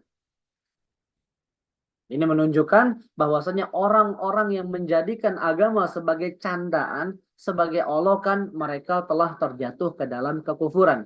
Karena ayat ini tegas, qad kafartum ba'da imanikum, kalian telah kafir setelah keimanan kalian. Baik. Ikhwatal iman rahimanillahu ta'ala, perkara ini juga sama kita ingatkan dengan perkara sebelumnya. Jangan sampai ketidakmampuan kita di dalam menjalankan syariat itu menjadikan kita terjatuh ke dalam dua bahaya besar ini. Memperolok atau membenci. Banyak orang sekarang yang nyinyir. Ketika melihat syariat Islam, mereka ya mencibirnya, mereka mengeluarkan statement-statement yang mana maknanya adalah merendahkan. Ini berhati-hati, ya. Ini termasuk penistaan, dan penistaan terhadap agama Islam itu merupakan kekufuran. Dan jangan sampai juga ketidakmampuan kita di dalam menjalankan syariat lantas membuat kita membenci syariat tersebut. Ya. Tidak semua syariat Allah Subhanahu wa taala tentunya bisa kita amalkan. Namun ketika kita berhadapan dengan suatu amalan yang kita tidak mampu untuk mengamalkannya, maka sikap kita justru meratapi keadaan kita yang tidak mampu melakukan amalan tersebut setelah kita mengetahuinya sebagai ajaran Islam. Bukan malah nyinyir, bukan malah memperolok-olok, bukan juga membenci syariat tersebut karena ia adalah bagian daripada agama Islam. Akan tetapi kita menyayangkan keadaan kita, kenapa saya tidak mampu mengamalkan syariat di saat orang lain mampu? Ini yang harus kita tangisi. Dan keadaan ini, ya kita berharap kepada Allah Subhanahu wa taala agar Allah senantiasa memberikan kepada kita pertolongan untuk mengamalkan ajarannya, lebih dekat dengan taubat, lebih dekat dengan taufik untuk bisa mengamalkan. Adapun orang-orang yang nyinyir atau orang-orang yang membenci syariat itu sangat jauh terhadap pengamalan terhadap syariat. Jadi kembali Anda ingatkan diri Anda pribadi dan ikhwan dan akhwat sekalian, jangan sampai ketidakmampuan kita untuk menegakkan dan mengamalkan sebuah sunnah kemudian menjadikan kita membenci atau mengolok-olok sunnah tersebut. Wallahu taala a'lam. Baik, kemudian menghina Islam atau sebagian ajaran agama Islam, ya ini dalil lanjutan daripada poin yang tadi itu ada ijma'. Ibnu Taimiyah menukil dalam As-Sarimul Maslul, ya lebih dari 100 dalil dari Al-Quran, As-Sunnah dan ijma' para ulama yang semuanya memiliki akhir atau memiliki hasil akhirnya vonis kafir dan murtad bagi siapapun yang mencela Allah atau mencela Rasulnya atau mencela agama agama Islam. Ya, di sini dinukilkan ucapan daripada Al-Imam Ishaq ibn Rahawai rahimahullahu taala, telah sepakat ulama kaum muslimin bahwa siapapun yang mencela Allah atau mencela Rasulnya Sallallahu Alaihi Wasallam atau menolak sebagian yang Allah Subhanahu Wa Taala turunkan atau membunuh seorang nabi di antara nabi-nabi Allah, dia tervonis kafir sekalipun ia mengakui semua yang Allah Subhanahu Wa Taala turunkan. Ia mengakui namun ia memperolok-olok. Ah, ini juga termasuk ke dalam kekufuran. Wallahu taala a'lam.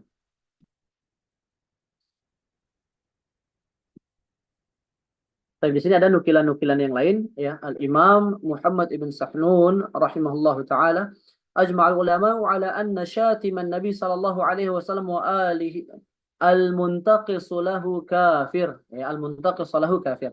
Para ulama bersepakat bahwasanya orang yang mencela Nabi sallallahu alaihi wasallam dan merendahkan beliau maka ia adalah kafir. Ya, dia terhukumi kafir.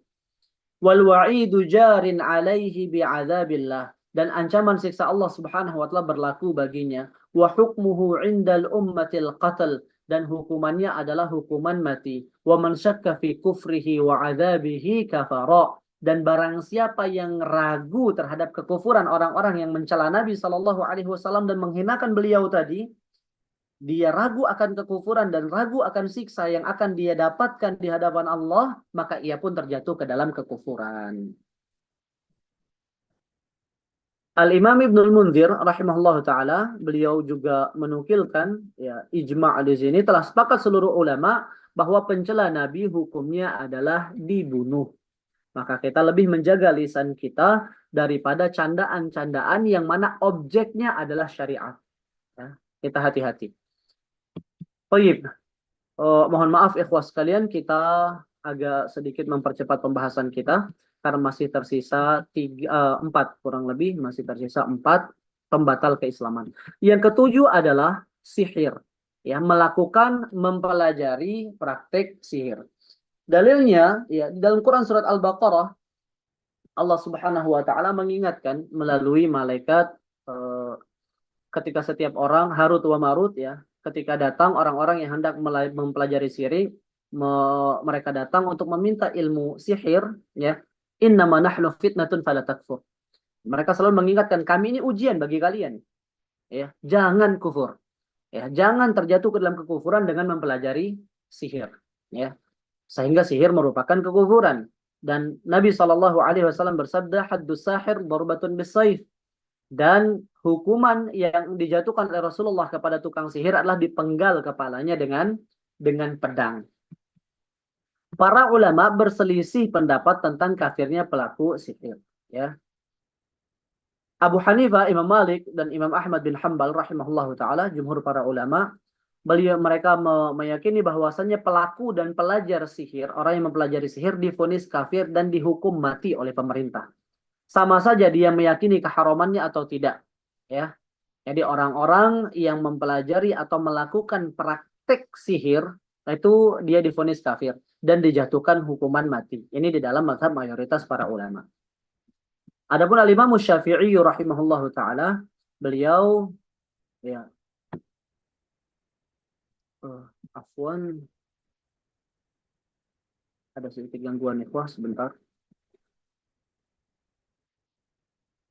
Baik.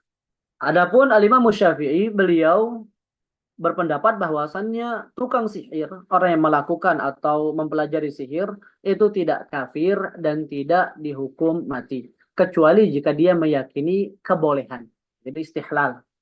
Sekedar melakukan praktek dengan meyakini keharaman perbuatan tersebut, maka dia melakukan sebuah dosa besar yang membinasakan namun tidak sampai ke derajat kekufuran.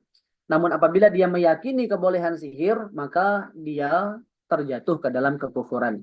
Ya, beliau berdalil dengan riwayat sahih dari Aisyah, beliau tidak menghukum mati budak beliau yang telah menyihir beliau. Ya. Jadi beliau Nabi SAW tidak menjatuhkan hukuman mati. Dan ini menunjukkan bahwasannya pelaku sihir apabila mengakui keharaman sihir, ketidakbolehan sihir, namun ia melakukan praktiknya maka tidak kafir. Namun kita katakan sekarang, ikhwah dan akhwat sekalian, di zaman kita ini hampir-hampir tidak kita temukan orang yang melakukan praktek sihir, kemudian dia meyakini bahwasannya sihir itu hukumnya haram. Semua yang melakukan praktik sihir karena mereka melihat bahwasannya sihir tersebut adalah sesuatu yang hukumnya boleh. Wallahu taala a'la wa a'lam.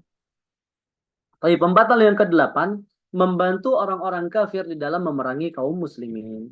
Dalil Al-Quran, firman Allah subhanahu wa ta'ala, Ya ayuhalladzina amanu la tattakhidhul yahuda wan nasara awliya, ba'duhum awliya'u ba'd, wa man yatawallahum minkum fa innahu minhum, innallaha la yahdil qawmal zalimin. Ayat yang sempat ya menghebohkan Indonesia, ya. Karena ya pelecehan yang dilakukan oleh sebagian oknum ya, kepada ayat ini, yang mengatakan ayat ini membodohi banyak masyarakat Indonesia, membohongi banyak masyarakat Indonesia. Wahai orang-orang yang beriman, janganlah kamu menjadikan orang-orang Yahudi dan orang-orang Nasrani sebagai pemimpin bagimu. Ya, aulia maknanya pemimpin, maknanya juga orang-orang terdekat. Sebagian di antara mereka adalah pemimpin bagi sebagian yang lain. Barang siapa di antara kamu yang menjadikan mereka sebagai pemimpin, maka sesungguhnya ia termasuk golongan mereka. Sesungguhnya Allah Subhanahu wa taala tidak memberikan petunjuk kepada orang-orang yang berbuat zalim. Ya. Al-Imam At-Tabari rahimahullahu taala menafsirkan ayat ini, janganlah kalian atau ayat yang semisal ayat Ali Imran ayat ke-28 yang kurang lebih ya sama poinnya, janganlah kalian orang-orang mukmin menjadikan orang-orang kafir sebagai penolong kalian yang kalian loyal membantu agama mereka. Lantas kalian meminta bantuan mereka untuk mengalahkan kaum muslimin yang lain. Sungguh barang siapa di antara kalian melakukan itu, dia telah berlepas dari Allah dan Allah telah berlepas darinya karena ia telah murtad dari agamanya dan masuk ke dalam kekufuran. Jadi orang-orang yang beriman dilarang untuk menjadikan orang-orang kafir sebagai penolong. Apalagi mereka dekat kepada orang-orang kafir dalam rangka memusuhi sesama kaum muslimin. Nah, di sini kita berhadapan dengan hukum, bagaimana hukum menolong orang kafir. Ya. Jadi di sini hukumnya kita rincikan. Menolong orang-orang kafir dalam perkara-perkara yang sifatnya duniawi. Ini ada di antara mereka yang membutuhkan pinjaman uang. Ada di antara mereka misalnya yang memiliki sebuah hajat yang kita diminta untuk ikut serta dalam hajat tersebut dan tidak ada sangkut pautnya dengan agama mereka, maka ini hukumnya boleh. Ini hukumnya boleh. Nabi Shallallahu Alaihi Wasallam memiliki jar Yahudi yang ketika sakit Nabi Shallallahu Alaihi Wasallam besuk. Nabi Shallallahu Alaihi Wasallam ya jenguk. Kemudian bagaimana hukum membantu orang kafir ya ketika terjadi perselisihan antara dia dan kaum muslimin. Misalnya sekarang ada dua orang yang berseteru, yang satu kafir, yang satu muslim. Ya di sini kita harus ya adil. Kita mengembalikan kebenaran kepada pemiliknya. Wala yajrimannakum syana'anu qaumin 'ala alla ta'dilu i'dilu huwa aqrabu littaqwa. Jangan sampai kebencian kalian kepada suatu kaum memalingkan kalian dari keadilan. Berlaku adillah karena adil lebih dekat dengan ketakwaan. Kelahi, yang memulai adalah kaum muslimin. Maka di sini kita katakan yang memulai adalah oknum, ya. Berkelahi misalnya antara A dan B. Si A muslim dan si B kafir. Sebagai misalnya pemimpin, sebagai kepala desa misalnya, antum harus menengahi. Antum tanya apa permasalahannya. Ternyata permasalahannya adalah karena si A yang telah mengambil barang si B. Maka antum kembalikan. Walaupun si A ini muslim, si B ini kafir, antum tidak boleh menzaliminya. Jika yang keliru adalah si A, setelah dibuktikan dia yang telah mengambil barang si B, maka antum perintahkan atau kembalikan hak yang diambil oleh si A ini kepada si B. Nah, yang dimaksud dalam poin pembatal keislaman ini adalah membantu orang-orang kafir dalam memerangi kaum muslimin. Atau, ya, contoh lainnya misalnya membocorkan rencana besar yang hendak diambil oleh kaum muslimin atau langkah kaum muslimin dalam memerangi orang-orang kafir, kemudian dia bocorkan kepada orang-orang kafir yang akhirnya memudaratkan kaum muslimin. Nah, yang melakukan inilah yang dimaksudkan oleh Al-Imam At-Tabari rahimahullahu ta'ala, telah Allah berlepas diri darinya dan ia pun berlepas diri dari Allah subhanahu wa ta'ala. Ia telah murtad dan terjerumus ke dalam kekufuran, yaitu membantu orang-orang kafir di dalam memerangi kaum muslimin. Ibnu Taimiyah rahimahullahu ta'ala juga mengeluarkan fatwa murtadnya siapapun orang-orang Islam yang bergabung dengan pasukan Tatar untuk memerangi kaum muslimin. Ya, terjadi peperangan antara kaum muslimin dengan Tatar di zaman beliau, dan orang Islam yang ikut di dalam pasukan Tatar, ya, yang mana mereka adalah orang-orang kafir, ikut dalam pasukan tersebut untuk melawan kaum muslimin, untuk berperang dengan kaum muslimin, maka dia telah kafir. karena mereka telah menolong orang-orang kafir untuk memerangi umat Islam. Wallahu taala a'lam. Kemudian yang ke-9, meyakini bahwasannya manusia bebas keluar dari syariat Muhammad. Ada sebagian manusia yang tidak terikat oleh syariat. Sebagaimana Nabi Khadir, walaupun beliau ya, berada sezaman dengan Nabi Musa alaihi salam, ya, namun beliau memiliki syariat dan tidak wajib beragama dengan syariatnya Nabi Musa alaihi salam. Wa ma arsalnaka illa kafatan lin-nasi basyiran wa nadhira walakinna aktsaran nasi la ya'lamun. Dan tidaklah kami mengutusmu wahai Muhammad melainkan untuk seluruh manusia sebagai pembawa berita gembira dan pemberi peringatan. Akan tetapi kebanyakan manusia tidak mengetahui. Artinya tidak ada satupun orang yang bisa keluar daripada risalahnya Nabi Muhammad SAW. Karena beliau diutus untuk seluruh umat manusia. Artinya anggapan bahwasannya sebagian orang keluar dari syariat. Ya, karena sudah sampai tingkatan tertentu misalnya, ini keyakinan yang bisa menjerumuskan seseorang ke dalam kekufuran. Dari sunnah, ya ketika Nabi Shallallahu Alaihi Wasallam melihat Umar membawa lembaran Taurat, Nabi Shallallahu Alaihi Wasallam bersabda, "Walladzi nafsi biyadihi, lau anna Musa kana hayyan ma wasi'ahu illa an yattabi'ani."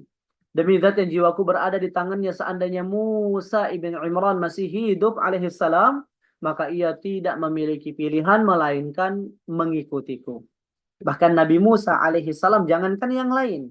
Nabi Musa alaihissalam, apabila ia hidup di masaku, maka dia tidak memiliki pilihan kecuali mengikutiku, kata Nabi SAW. Jika itu perihal Nabi Musa, maka siapa yang bisa keluar dari syariat Nabi Muhammad SAW dari orang-orang yang mendapati risalah beliau? Kemudian ijma, ulama sepakat atas kafirnya orang-orang yang mengingkari hukum syariat. Ya. Hukum syariat yang di sini adalah ma yu'lamu minad din bid-darurah. Hukum-hukum syariat yang sifatnya mendasar, yang tidak sah keislaman seseorang kecuali dengan mengetahuinya. Seperti menghalalkan sesuatu yang keharamannya itu jelas. Menghalalkan perzinahan, menghalalkan khamar, menghalalkan pembunuhan. Ya. Atau mengingkari hal-hal yang memang sudah jelas kewajibannya. Ya. Mengingkari sholat, mengingkari puasa. Ini perkara-perkara yang diketahui dari agama Islam secara darurah. Nah, orang yang mengingkari atau orang yang meyakini kalau dia boleh keluar dari syariat tersebut, tidak terikat dan tidak terbebani oleh syariat tersebut, maka ia telah terjatuh ke dalam kekufuran. Ibnu Taimiyah rahimahullah ta'ala berkata, barang siapa yang melakukan keharaman dalam keadaan menghalalkannya, maka dia kafir berdasarkan kesepakatan. Bagaimana maksudnya dalam kan menghalalkannya? Menurutnya bahwasannya syariat ini tidak lagi berlaku baginya. Halal haram hanya bagi orang lain. Dia tidak terikat dengan halal dan haram.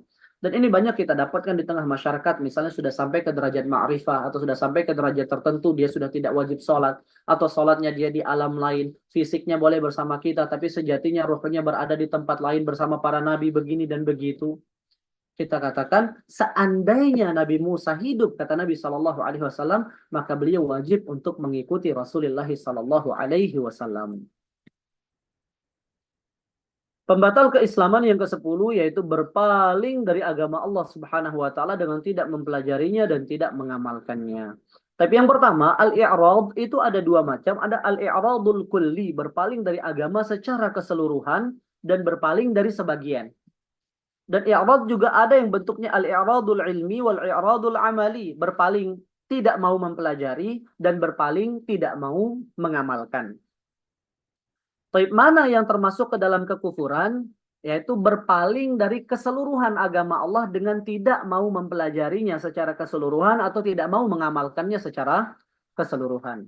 Allah Ta'ala berfirman, وَمَنْ أَظْلَمُ مِمَّنْ ذُكِّرَ بِآيَاتِ رَبِّهِ ثُمَّ أَعْرَضُ عَنْهَا إِنَّا مِنَ الْمُجْرِمِينَ مُنْتَقِمُونَ.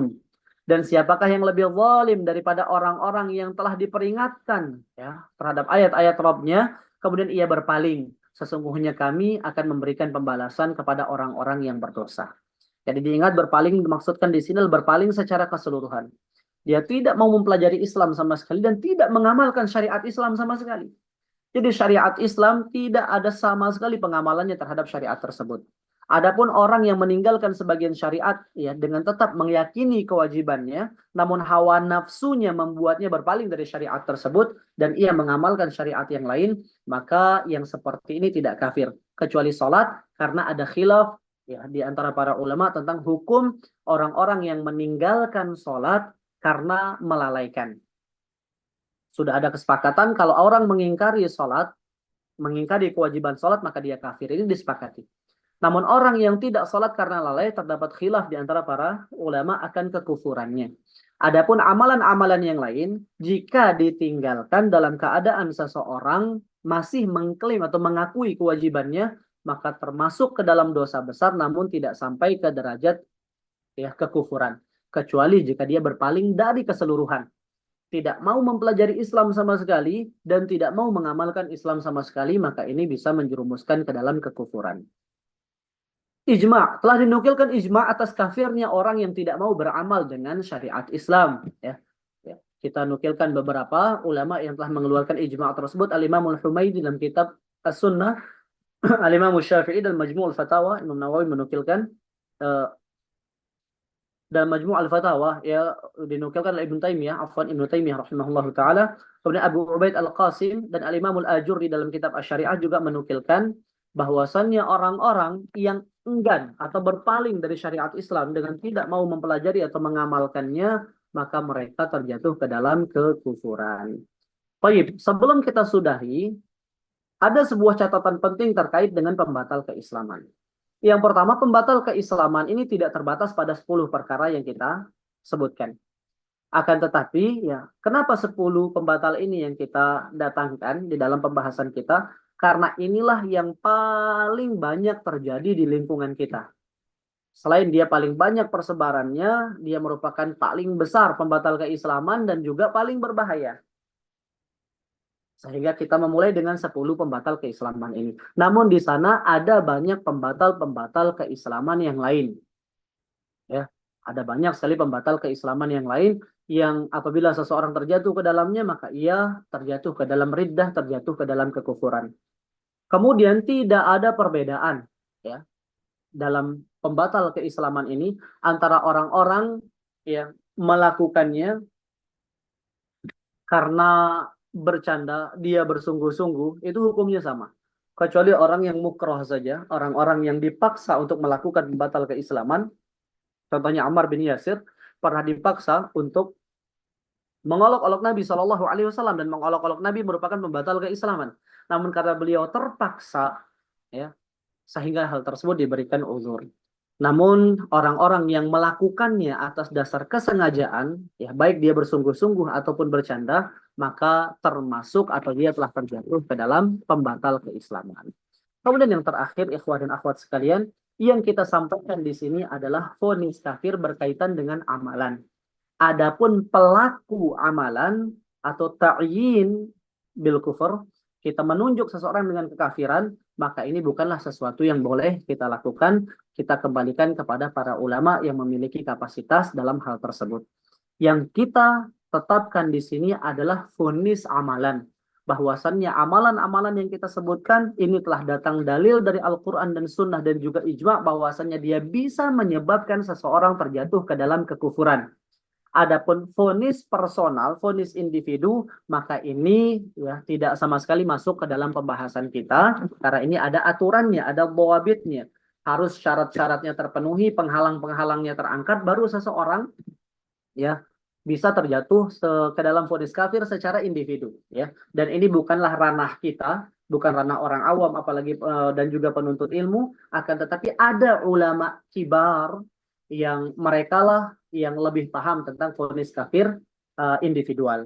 Wallahu taala a'la wa a'lam. Saya anda kembalikan kepada Ustaz Ahmad Ubaidillah. Jazakumullah khairan Ustaz atas penyampaian materinya. Teman-teman insya Allah nanti bisa akses rekamannya dan juga materinya di website kursuskuba.com, diklik tombol e-learning. Terima kasih juga kepada sponsor dari acara ini dari Local Project dan juga Z Syariah, investasi tanpa riba dengan zsyariah.com, dan juga pakaian muslim untuk laki-laki di Local Project, untuk perempuan di Demiza kalau nggak salah namanya ya. Baik, Teman-teman sekalian, silakan juga ada yang mau bertanya, silakan tulis di kolom chat. Mohon maaf tidak ada pertanyaan secara langsung seperti yang sudah berlaku di sebelum-sebelumnya. Memang pertanyaannya hanya secara tulisan di kolom chat. Karena kalau nanti dibuka secara terbuka pertanyaan lewat suara, maka yang terjadi adalah dia nggak jadi bertanya, bisa jadi orangnya mau ceramah. Kadang kan kayak gitu ya. Ada yang dia pertanyaannya panjang banget kayak ceramah ya. Kayak dia mau ngisi ceramah. Enggak. Kita di sini makomnya adalah benar-benar tujuan dia memang bertanya.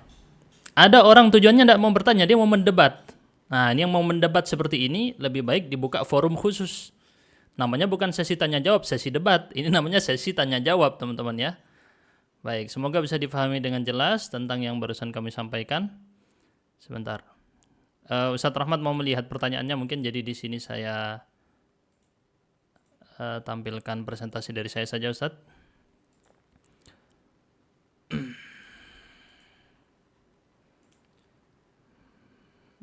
Baik, teman-teman yang sudah menuliskan pertanyaan, mohon maaf saya belum melihat semuanya. Tafadhol Ustadz, mungkin antum ada melihat daripada pertanyaan mereka.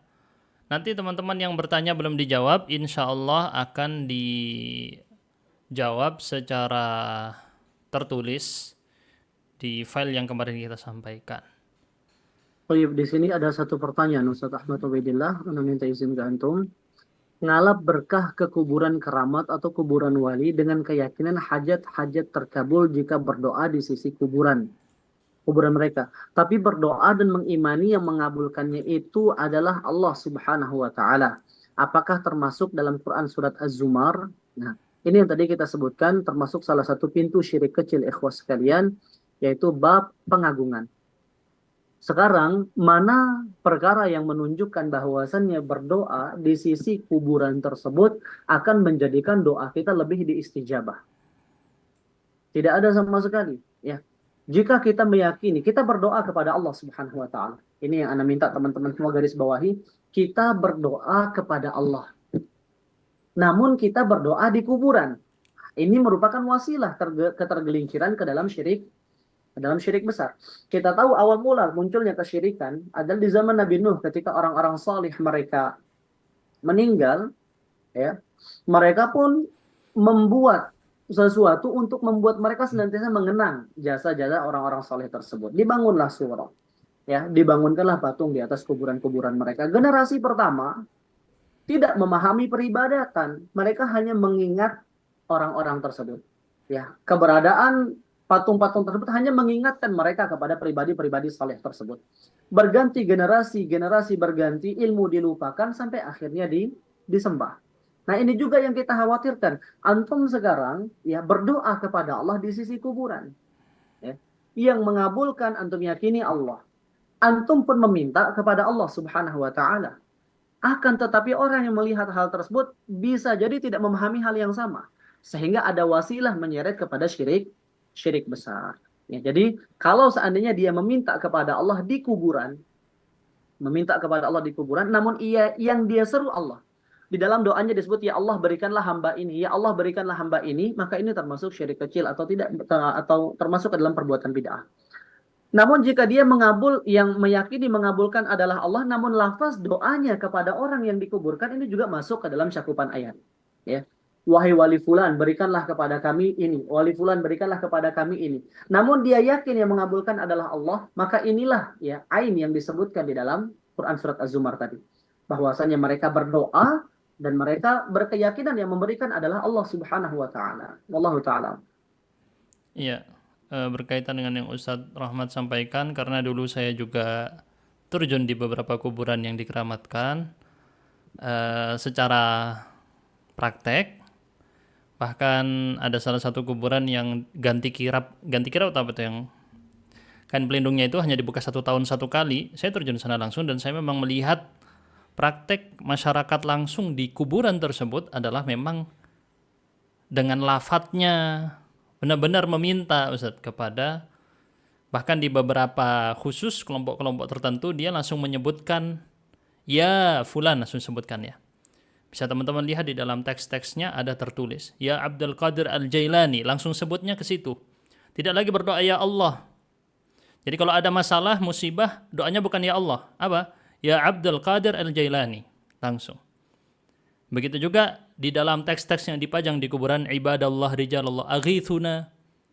Itu doa-doa mintanya langsung bukan lewat Allah lagi, itu langsung minta kepada penghuni kuburnya. Nah, ini yang dikhawatirkan tadi ditegaskan oleh Ustadz dalam materinya. Baik, malah anak memberi tambahan dikit karena saya melihat langsung Ustadz ya daripada praktek-praktek tersebut secara mata langsung saya melihatnya.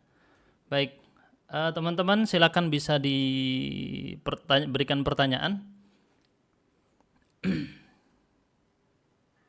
Baik, kemudian di sini juga di antara pembatal keislaman adalah tidak menganggap kafir orang-orang musyrik atau meragukan kekufuran mereka. Tapi Ustaz menjelaskan bahwasannya ya, kekufuran tersebut adalah kekufuran yang memang sudah dijelaskan di dalam Al-Quran dan As-Sunnah. Kita tidak, contohnya kekufuran orang Yahudi dan orang-orang Nasrani. Bagaimana dengan orang-orang Syiah dan orang-orang Sufi? Taib, kita tidak memvonis secara kelompok besar, ikhwah dan akhwat sekalian, akan tetapi kita mengetahui kekufuran mereka dari amalan mereka. Orang-orang Syiah misalnya, ya mereka mengatakan Jibril salah alamat sehingga memberikan wahyu kepada Ali yang seharusnya diberikan kepada sehingga memberikan wahyu kepada Nabi Muhammad seharusnya diberikan kepada Ali. Al-Quran yang ada sekarang hanya sepertiga daripada Al-Quran yang Allah Subhanahu wa taala turunkan. Keyakinan ini ya itu justru itu menjadikan mereka atau keyakinan ini adalah keyakinan kekufuran. Namun apakah keyakinan ini diyakini oleh semua orang-orang Syiah? Ya berbeda dengan nukilan ayat tadi yang menjelaskan tentang kekufuran orang-orang Yahudi, kekufuran orang-orang Nasrani. Sudah Allah nyatakan. Nah, adapun orang-orang Syiah, orang-orang Sufi, kita tidak bisa vonis secara mutlak. Kita perlu tahu, perlu kaji terlebih dahulu apakah ada di akidah mereka perkara-perkara yang merupakan pembatal keislaman atau tidak. Nah, orang Syiah yang jelas-jelas meyakini bahwasanya Al-Quran yang ada hanya sepertiga dari Al-Quran yang Allah turunkan. Mereka meyakini kekufuran sahabat Nabi radhiyallahu taala anhum ajma'in. Padahal jelas teks Al-Quran radhiyallahu anhum wa radu'an misalnya, maka kita katakan mereka kufur. Ya.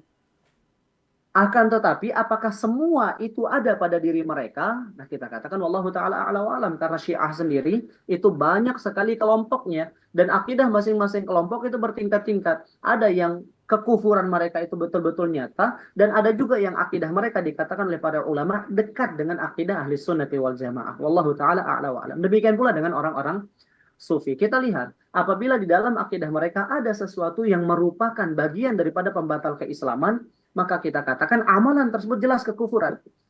Namun apakah mereka yang melakukan amalan tersebut termasuk kafir? Maka ini sudah tadi masuk ke dalam vonis kafir individual yang itu bukan ranah kita semua. Allah Ta'ala. Baik, jadi kesimpulannya teman-teman harus bisa membedakan yang mana vonis mutlak dan mana vonis ta'yin atau individu. Vonis mutlak seperti yang tadi dinukil, barang siapa begini maka kafir, barang siapa begini maka kafir, itu vonis mutlak.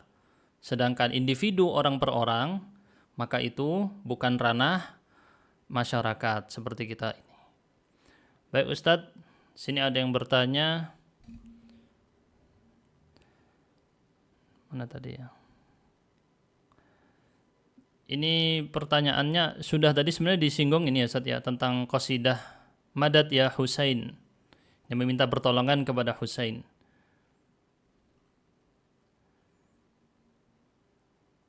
Oh iya, kita semua mengetahui ya atau tidak sama sekali mengingkari keutamaan Husain. Selain beliau merupakan sahabat, beliau merupakan ahlu baitin Nabi Shallallahu Alaihi Wasallam. Tapi Nabi Shallallahu Alaihi Wasallam jauh lebih mulia daripada Al Husain. Dan kita tidak pernah mendapati para sahabat Ridwanullah Taala alaihim ajma'in setelah Nabi Shallallahu Alaihi Wasallam wafat, kemudian mereka berneriakan, Ya Rasulullah, ya Rasulullah umdudna, Ya Rasulullah aghithna. Tidak ada sama sekali. Ya. Maka yang seperti ini, wallahu ta'ala a'la wa alam, jika dia berkeyakinan bahwasanya manfaat itu datang dari Al-Husain. Al-Husain lah yang memberikan manfaat atau menahan kemudaratan, maka ini jelas termasuk syirik besar. Wallahu ta'ala a'la. Baik.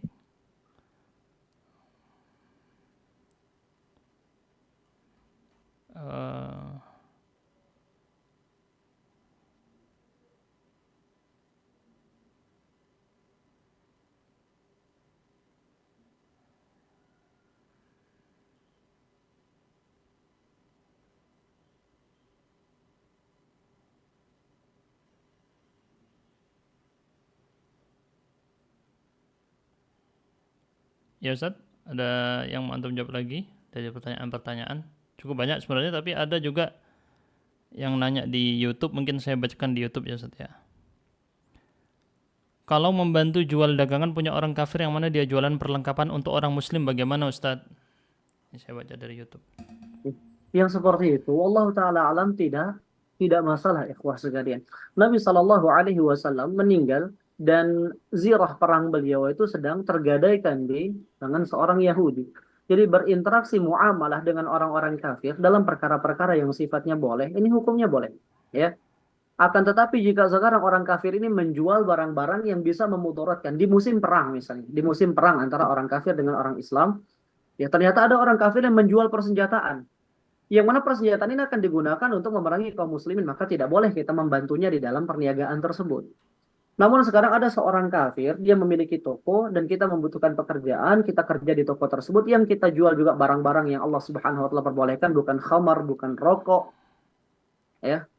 Maka boleh-boleh saja, ya. Kembali kepada keumuman ayatul bai' wa ahallallahu al-bai'ah. Allah Subhanahu wa taala menghalalkan jual beli, hukum asal jual beli adalah halal kecuali jual beli yang karena sebab tertentu menjadi haram karena ada riba, karena ada gharar atau karena ada al-zulm di situ. Nah, adapun ya, kalau memang materialnya, barangnya itu komoditasnya adalah komoditas yang halal, antum jual juga tidak masalah ya, antum membantu atau bekerja untuk orang-orang kafir. Allah taala. Ini tadi ada yang mengirim tanya hadis yang diriwayatkan Imam Ad-Darimi dalam kitab Sunannya. Bab ma akrama Allahu nabiyuhu. Ini salah anunya ya, baca yang mana yang nasab ini? Ma akrama Allahu nabiyahu alaihi salatu wassalam ba'da mautihi. Saya belum baca lengkapnya ya.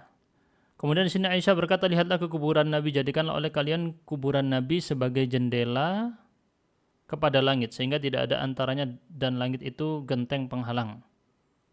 Maka kami lakukannya sehingga benar turun hujan kepada kami. Nah, Ustaz mohon penjelasannya tentang hadis ini katanya. Allah taala alam, Anda tidak pernah membaca dan mendengar hadisnya. Harus Kita coba, ditelusuri ya, kesahihannya atau tidak begitu Ustaz. ya kita tahu terlebih dahulu hadisnya. Pertama validitas hadisnya dia sahih atau tidak. Setelah kita tahu dia sahih misalnya, maka kita lihat arahan para ulama terkait dengan maksud tersebut itu bagaimana. Allah taala alam. Iya, terus juga ini kan sudah diterjemahkan ke bahasa Indonesia yang pastinya rawan ada kesalahan penerjemahan juga ya Ustaz ya. Kita perlu teks aslinya dalam bahasa Arab. Silahkan dicantumkan kalau bisa dengan lengkap dengan sanadnya. Terima kasih. Kayaknya tadi ada yang sudah komen juga ya kalau riwayatnya lemah. Tadi ada sempat yang komen, tapi nanti kita cek.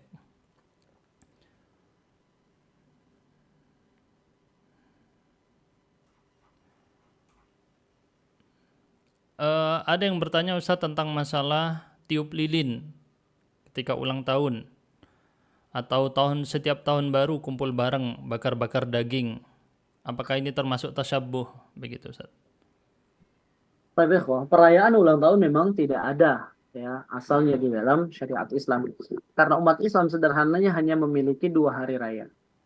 Idul Fitri wa Idul Adha, di mana kita berkumpul, kita bergembira, bersenang-senang dalam konteks perayaan hanya di dua hari tersebut. Nah, jika kita berkumpul untuk bakar-bakar ayam bertepatan ya dengan malam tahun baru, ya kita katakan tidak ada masalah. Namun kalau ngumpul-ngumpul tersebut memang direncanakan dalam rangka tahun baru, ya dikhawatirkan kita ikut di dalam merayakan perayaan tersebut. Hanya saja versinya berbeda. Tidak dengan trompet, tidak dengan ini, tidak dengan itu, akan tetapi dengan bakar-bakar ayam. Artinya kita ikut ke dalam suasana merayakan tahun baru tersebut dan dikhawatirkan ini merupakan ya bentuk tasyabbuh. Karena kita ikut merayakan. Yang kita rayakan itu hari raya non-muslim. Maka akan tetapi kalau bertepatan misalnya, ya kita nggak ngeh ini pekan depan tanggal berapa. Dan kebetulan sedang libur, kita kumpulkan yuk malam Senin misalnya kita bakar-bakar ayam. Dan kita tidak tahu ternyata malam Senin itu bertepatan dengan malam tahun baru misalnya. Maka yang seperti ini karena tidak ada kesengajaan, maka insya Allah tidak mengapa. Adapun tiup lilin, kemudian ikut kumpul-kumpul, ya dikhawatirkan merupakan bagian daripada perayaan dan merayakan hari raya umat lain masuk ke dalam perkara tasyabbuh. Wallahu ta'ala. Tentang yang tadi diriwayatkan tentang hadis riwayat Ad-Darimi saya sudah temukan Ustadz. Fadhal Ustaz. Eh, jadi jawabannya dari dua sisi. Pertama, dalam sanadnya terdapat Muhammad bin Zabalah. Bentar. Dhaif, tidak bisa dijadikan hujjah orangnya ini.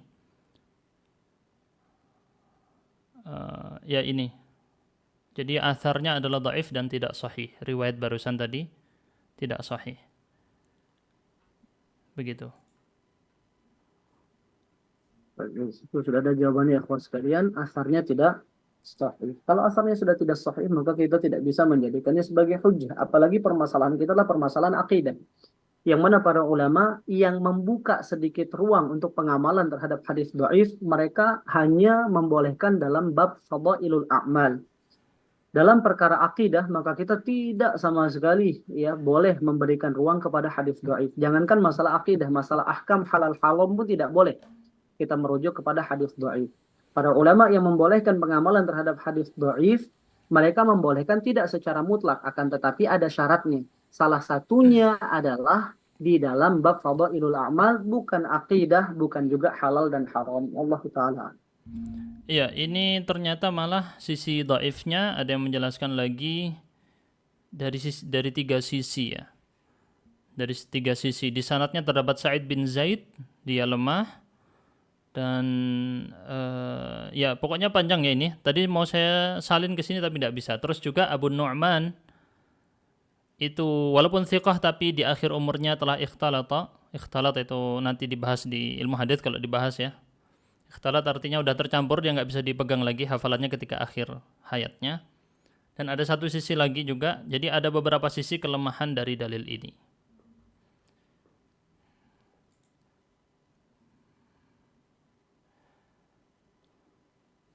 Baik Ustadz, mungkin cukup sekian untuk materinya.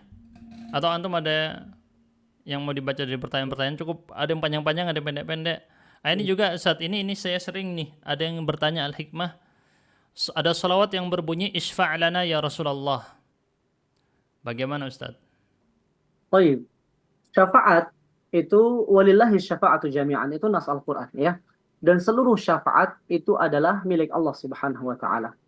Dan tidak ada yang mampu memberikan syafaat kecuali dengan terrealisasinya dua syarat. Allah memberikan izin kepada yang memberikan syafaat dan Allah meridhai mereka yang menerima syafaat tersebut. Man dzalladzi yashfa'u indahu illa biiznih. Tidak boleh meminta syafaat kepada Nabi Shallallahu Alaihi Wasallam karena syafaat adalah milik Allah. Syafaat adalah kekhususan Allah. Namun kalau kita rubah nafasnya, kita rubah lafaznya, ya Allah syafi'ni, ya, atau ya Allah kami memohon syafaat Rasulmu, ya, nas'aluka syafa'ata Rasulika, ya Allah kami memohon syafaat Rasulmu, boleh. Tapi kalau kita bilang ya Rasulullah isfa' lana, wahai Rasulullah berikanlah syafaat kepada kami, maka ini meminta syafaat kepada Rasulullah sallallahu alaihi wasallam, ya. Khawatirkan terjatuh ke dalam kesyirikan. Akan tetapi minta ubah lafaznya, ya Allah muliakanlah kami dengan syafaat Rasulmu. Jadi yang memberikan adalah Allah Subhanahu wa taala. Yang artinya kita meminta kepada Allah bahwasanya di hari kiamat kelak ketika Allah mengizinkan Rasulullah untuk memberikan syafaat, kita termasuk orang-orang yang mendapatkan syafaat Rasulullah sallallahu alaihi wasallam tersebut. Wallahu taala a'lam.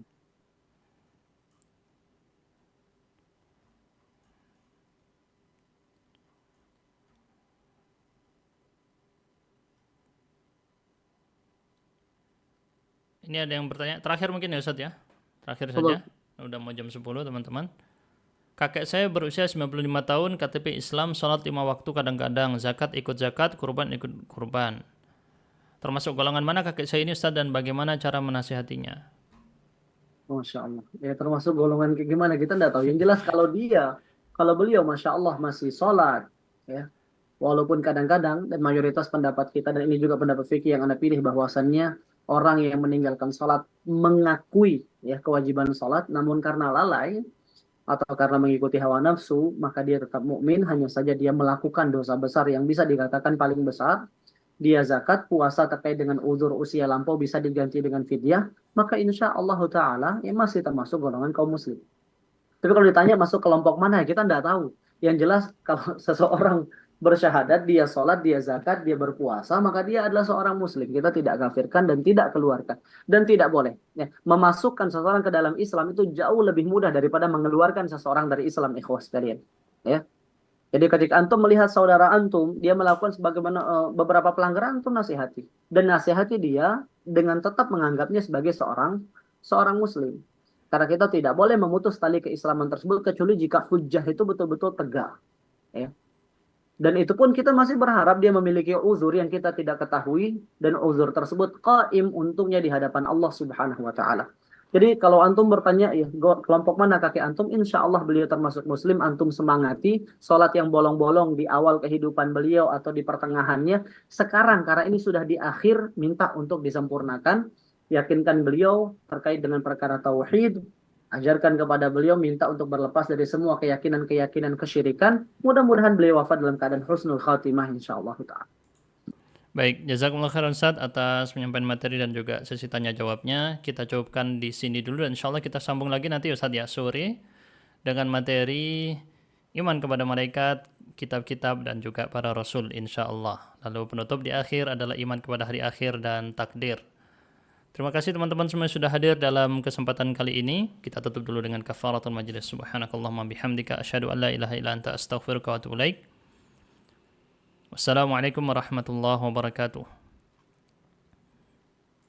Recording stop.